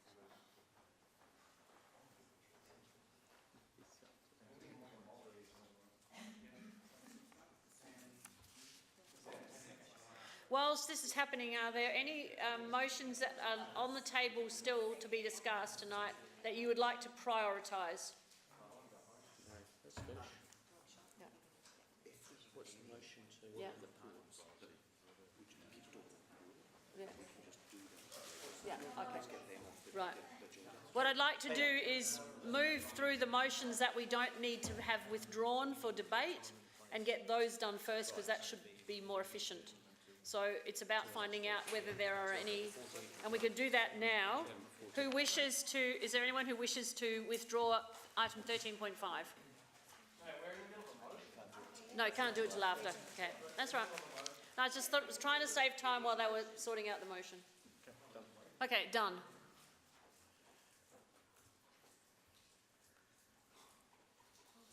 Okay, we're still scrolling here. Amendment. Okay, so there's the amendment at 13, 14. Okay. Thank you. Topic. Only when it stops. Okay. There's the confidentiality order. The rest of the motion stands except for the last two. It's gone again. 2 items at 14. That the chief. I can't read it well. It's a review.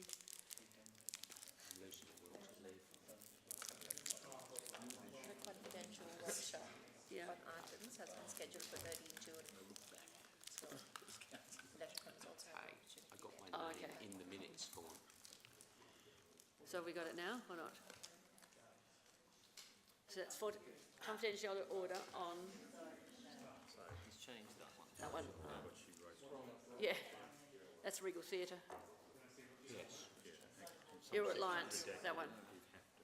Okay, so that one there has changed. Item number 3, it is ordered that topic 65.02 be retained in confidence for a further 6 months and that these orders may be revoked or reviewed by the Council Chief Executive Officer. And the review is in July. Isn't it 6501 and 6502? Got them there. That's right. All right. Right. So happy with that now? Yeah. And you've seconded it. Is there anyone else who wishes to speak? I want to hear a rationale for why this changed. No. Oh, well, I can if you like. Actually, has anyone seconded? Who seconded it? Yeah, it's been seconded. I'm just asking if there's anyone who wishes to speak. Councillor Dawes. Right. Do you want me to speak? Sorry. You don't have to justify, but if you wish to speak as a seconder, you may. As Councillor Davey has...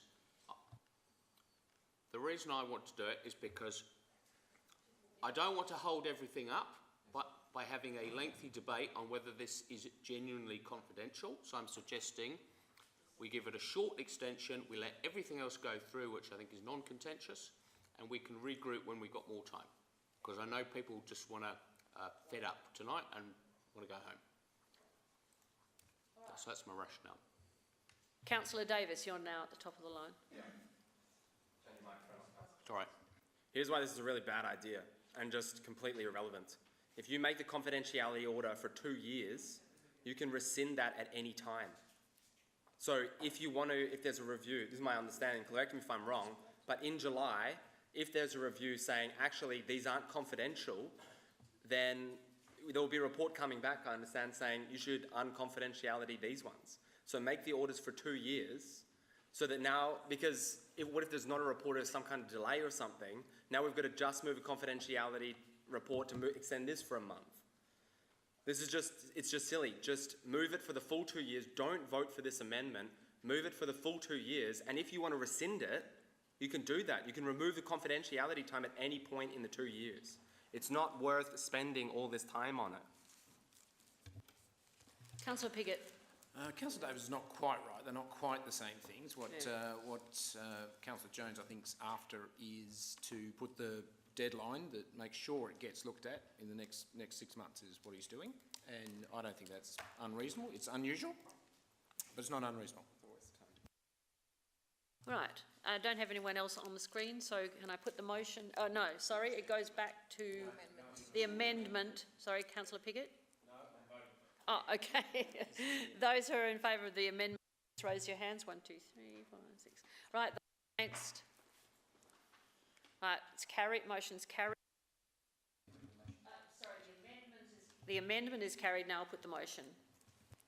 Those in favour? Those against? It's carried. Right, now we need to look at the remaining motions. Can I move that the meeting be adjourned to 7 p.m. on the 14th of May? Well, we've already agreed to continue up until 11 o'clock. Oh, it's full motion, okay. Terminate, because my understanding is if we adjourn it, then it starts again from this point, and then we have 2 agendas. So what you want to do is just terminate it, Sure. and then all these items just get put on the next agenda. Okay.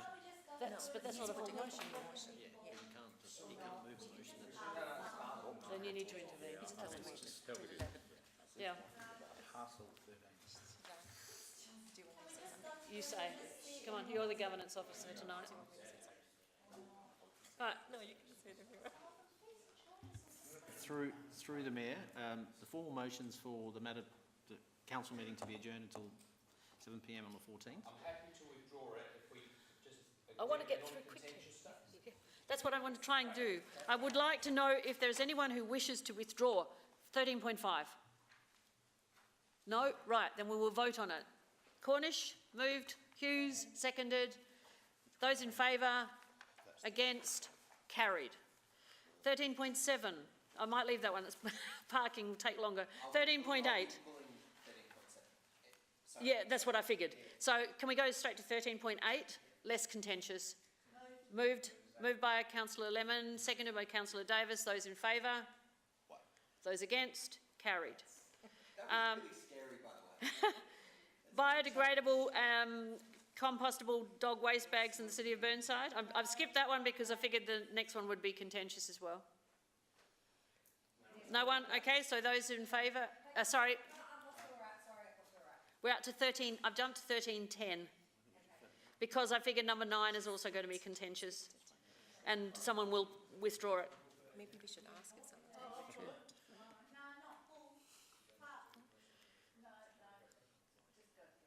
Okay, so can we, so we moved Councillor Davey, seconded. 10, this is 13.10. Councillor Cornish, those in favour, those against, carried. Okay, now we need to, can we skim through the remainder? Just accept those ones and then go back? That will leave us with 2. Okay, can I have a recommendation that we receive the reports from the subsidiaries? That is 14.1 through to 14.5. Thank you, Councillor Cornish. Seconded, Councillor Henschke. Oh, so we have to go through separately one at a time. Sorry. East Waste, didn't have any. Eastern Health, Councillor Cornish, Councillor Davis. Those in favour? Carried. Era Water, Councillor Davis, Councillor Hughes. Those in favour? Against? Carried.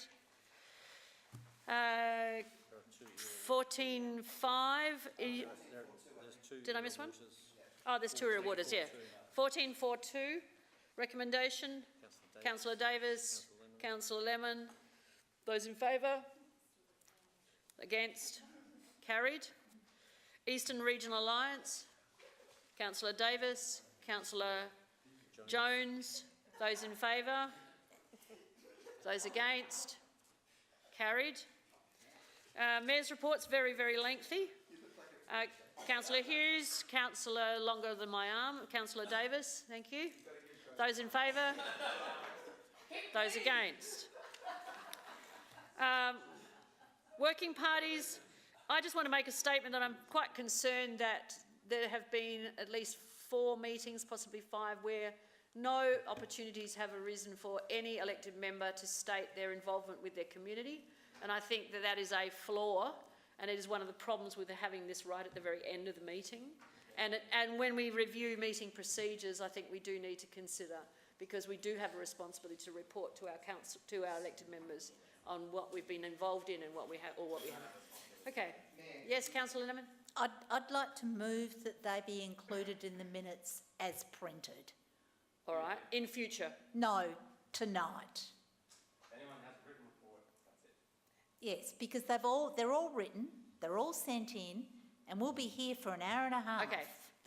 Are they already in, and have you received reports from elected members? No, not for the last 2 weeks, so that's not possible.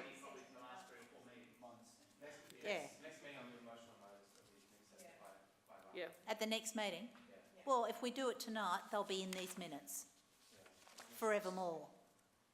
Except there's nothing in the minutes. Yeah, some people might not have. And some people haven't had the opportunity to submit.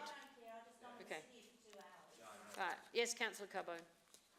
Your Worship, there has been some media interest in item 10.3. Will we have time tonight to go through that item? Well, we have 2 options. We go back to those 2, 10.3, 10.4, 10.5, or we consider 13.9 and 13.7. I'm happy to be guided by... and move those 4 items. None of them are, they will just be moved into the next agenda. Are there any from administration that are urgent that need decision? What do we do then? So what are we going to do? Well, you either go to We've got to continue till 11. Or you adjourn. formal motion that is adjourned. Okay, all right, so we need a formal motion for it to be adjourned, or we continue until 11 o'clock. That's the advice I've just been given. That you either move a formal motion to close the meeting now, or we continue till 11 o'clock and Formal motion to close the meeting. close the meeting. Seconder? No? Sorry, to adjourn the meeting and adjourn it to... It has to be adjourned to the next meeting. Through the Mayor, Council's already resolved to go to 11 o'clock, so you have 2 options if you want to terminate the meeting now. Sorry, 1 option to terminate the meeting now, and it's a formal motion that it be adjourned to another time and place. Which The means council we have to can't finish it resolve. off in the same format. The council can't Which we now don't really resolve want to to. close the meeting. So we're It's not a trapped to formal 11. motion. We are because trapped. you've already resolved to go to 11 o'clock. Fair enough. Let's push on. And then have a new meeting and terminate that? Yeah, let's do that. Do it for a second. You move it, you move it. Move it. This is a schmozzle. We could be discussing, councillor. That's a good idea, thank you. You all right? Councillor Okay, Carbone, we'll what move is the your acceptance motion? of correspondence. So it's item 17, accept the correspondence, moved councillor Cornish, seconded councillor Jones. I think he had his hand up over here. Those in favour? Those against? Carried. Now we can go back to... I have a question. I've had my... We have got motion, in terms of the order of the meeting, we go actually back to 10.3, which is councillor Carbone. Let's do it. Yeah, go Julian. Come on, Julie. You can do it. Just be aware of the time so you don't get caught mid-sentence or mid-summing up. I know you have. Okay, off you go. Okay. I'll be as quick as I can. Councillors, in every suburb in the city of Burnside and across our local government borders, there is always that one house. Busted fences, overgrown gardens, dead lawn, rubbish front and back, windows smashed and boarded up, gaping cracks in the walls. Sometimes it's abandoned and sometimes it's not. There is really only one word that can describe these types of houses, and it goes beyond the word eyesore, and that's derelict. Properties that are well beyond what any normal person could rationally describe as being appropriately maintained and in any keeping with community standards and expectations. And this is an issue that has victims and is sadly all too often put in the too hard, too political and too controversial basket. We need to be bold, we need to be brave, and for once this council cannot be so vanilla.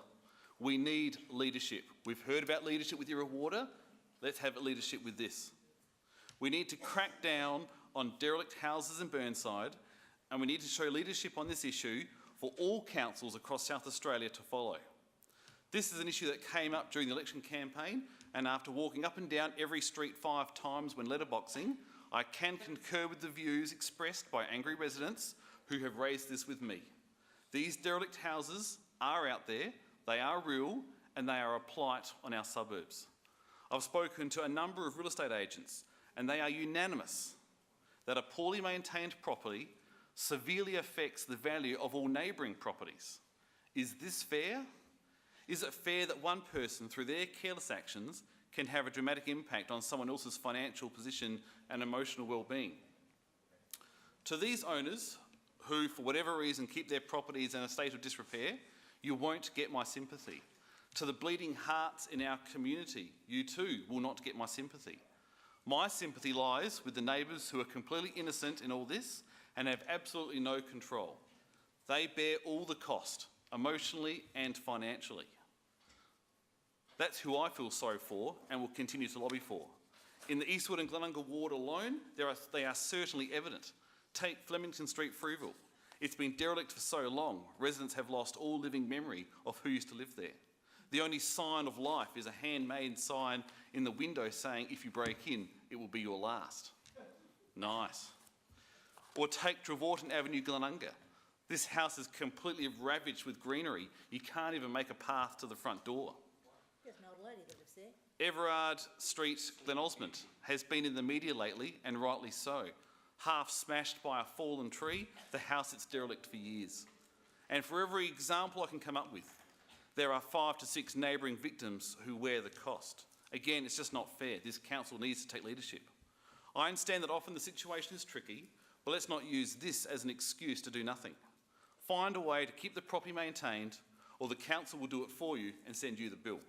Mental health, lack of funds, deceased estate, find a way that satisfies the community's expectations. And for investors who invest in long-term land banking, you are on notice.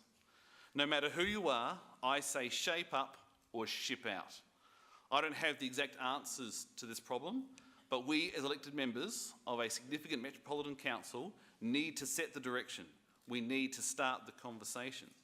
The review of the Local Government Act gives us and our fellow local governments the opportunity to have their say on the laws that govern us. This motion allows elected members and staff to forward their thoughts and ideas to the CEO, which will be collated and submitted back to council for endorsement. But this review shouldn't be just about penalising people who on the surface are doing the wrong thing. It should also be about rewarding people who do the right thing, residents who provide a valuable benefit to the community. The Act currently is very restrictive on who the council can grant a rebate to. I don't understand. It's our income, it's our money, and they are our residents. So shouldn't we decide if and who we can grant a rebate to? Churches and charities, for example, receive a rates rebate. But surely there are other examples where a rates rebate is deserved and could be applied, but legally we can't. Again, it's our income, so it should be our discretion. Let's lobby for change. Let's show leadership, which is that word we keep hearing here, in local government, and lead the change for legislative change in South Australia.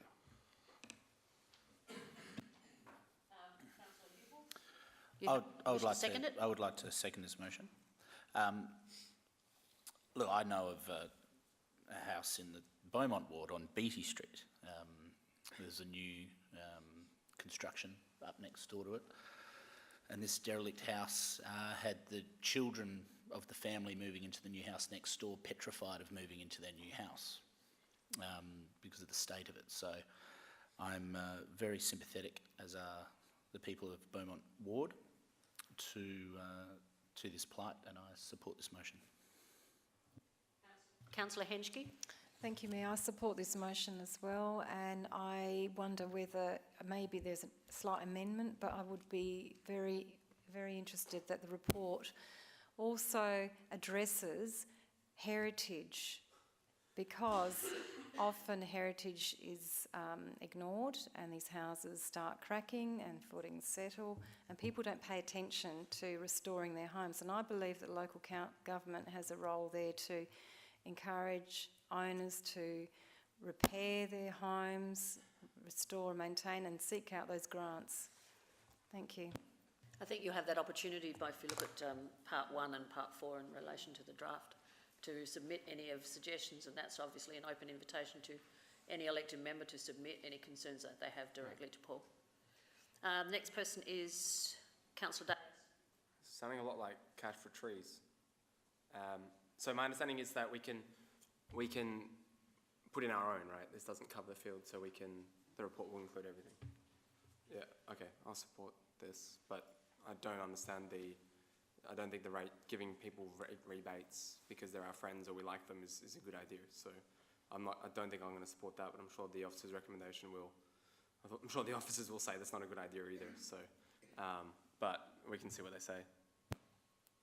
Councillor Lemon. Oh yes, I have 2 questions, in fact, through you to the administration. The first is, do we have any sense of how many abandoned properties we have in Burnside? I think I read something somewhere recently, something like 258 or something like that. Was it? Did I dream that? I don't recall. I dreamt it. So we don't know, will this report... Through the chair, it could be the number of vacant land Ah, properties, that was it. 312. Okay. So we don't know how many abandoned properties there are. The second question is, are you comfortable about doing this by July? I know there's a lot of reports. We're actually putting you under a lot of pressure, bringing reports back to this chamber that we don't get to see because we don't finish our meetings. How do you feel about doing this in July? Is this enough time for you to actually complete this task? Through the Mayor, yes, it is. Really what we're doing is canvassing the opinions of elected members between now and July, as well as the administration. Sure. As to what members think needs to be done to the Local Government Act to contemporise it. Councillor Cornish. I'm just wondering if you'll accept an amendment to remove item 3. To remove? Item 3, or is that too contrary? Too contrary? Okay. Well, then I won't be supporting the motion as it stands. I understand the sentiment behind it with the derelict properties and the abandoned properties. There are certainly a few in our area, and I've got to say, the council, I believe, does have significant powers in them. We've got the ability to go through the Act and demolish, like this council has done in my time. We've done that. We've forced someone to demolish a house that was untidy. And we've also got the ability to compulsory acquire land if they are derelict and this council sees fit to then do them up and then sell them. We could do that, and we could propose to do that. But what I don't think we do, we've got the ability to grant rate rebates for specific classes, but not one particular property. And I think that's absolutely and utterly wrong. That's how it's written. It sounds like you're going, well, I want a rate rebate because I'm an elected member, and that's not what it's about. We've got the ability to provide rate rebates and discounts to a subset or a group or a class of rateable properties, and that's already in the Act. And if we want to use them, we can. I definitely don't like the way that item 3 is written, because it almost looks like we're cherry picking properties, and that's why I wanted it removed. So I won't be voting for the motion as it stands, because it just seems like we're going to give rate rebates to our friends.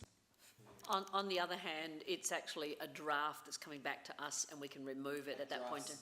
Draft submission. But that's going to come back to us for discussion and debate and decision, and so we could remove anything at that point in time. Anyway, next person is Councillor Daly. Thank you. I've just got a couple of questions. How do we define a derelict property? Is there an actual definition that we can all use? I've got ratepayers that only live in it for two weeks a year. Is that derelict? Exactly. There is no, apart from a dictionary definition of derelict, there's no legal definition, but the report would canvass what options there are for defining what derelict means in this particular context. Okay. I can foresee this being ending mid-sentence or like last meeting. So just remind you. Let's go 2 for 2. Let's do it. Quick, keep asking questions. Look, the problem with this motion, I think, is it seems to do all sorts of things, and a lot more than having a crack at derelict properties, which is actually not it is something that I would support. The trouble with the motion, and I don't feel we should vote it up, is that my reading of it is we will get a report back and a draft submission, which includes a list of all the thought bubbles from around this chamber, plus probably more sensible suggestions from City of Burnside staff. And so I think that sounds like a report to me, but not a draft submission. And while the Mayor does say we can always take it out, if you go a bit further, I have a problem with the options for new powers to do whatever we like with rebates, because I do think that probably there's a certain protection in not being able to do too much in rebates. It means that we don't actually have to say no to people who would otherwise want them. So I don't agree with that. So I just think if it was to say, please give us a report what we can do about derelict properties in enough time to get into that local government reform consultation, then then yes, you've got me. But otherwise, I don't think we should be doing this like this. I feel it should be voted down and perhaps brought back in a form that is not so open-ended in what ends up being a draft submission, which could have all sorts of crazy things. Actually, I think, you know, could we suggest the suburb of McGill doesn't pay any rates? Could you put that in the submission? I don't think we want to get in that position. Councillor Jones. I just have a question, but I don't quite understand where this report is going to once we've commissioned it. To the Minister Knoll, who is seeking local government submissions from councils on reform. On any subject? Any subjects that we identify as a council that are issues for our community. Right. And this is something else? Through the Mayor, it's about the Local Government Act at its core. Right. So it's a review of the Local Government Act principally. So I really don't like paragraph 3, like Councillor Piggott, because you could come up with, like, let's give a rebate to white people. Let's make it the Chinese pay all the rates in Burnside. I mean, it's just it's crazy stuff. But you could come up, you know, you only need 7 lunatics on the council, and you pass anything.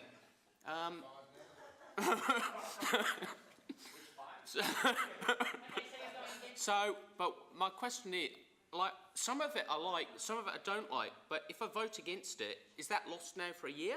I think Councillor Piggott's suggestion was that it comes back in a revised manner if it is voted down, and I think that's a good suggestion because it is vital that we do get a submission from this council to and the I'd like government. more time to sensibly debate it than at 5 to 11.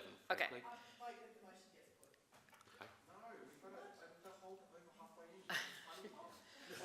Formal motion. Formal motion seconded by Councillor Cornish. Those in favour of the motion? I'm still on now. No, we got formal motion that got cut you off. Those who are in favour of the motion. It's a formal motion. No, it's a formal motion. Yeah, that the motion That the motion be put. Yes. Formal motion that the motion be put. Those hands up, please. Those in favour? Right. Those against? Right, it's carried but not unanimously. Right, now we will put the motion. Are those in favour of the motion? 1, 2, 3. Those against? Right. The motion is lost.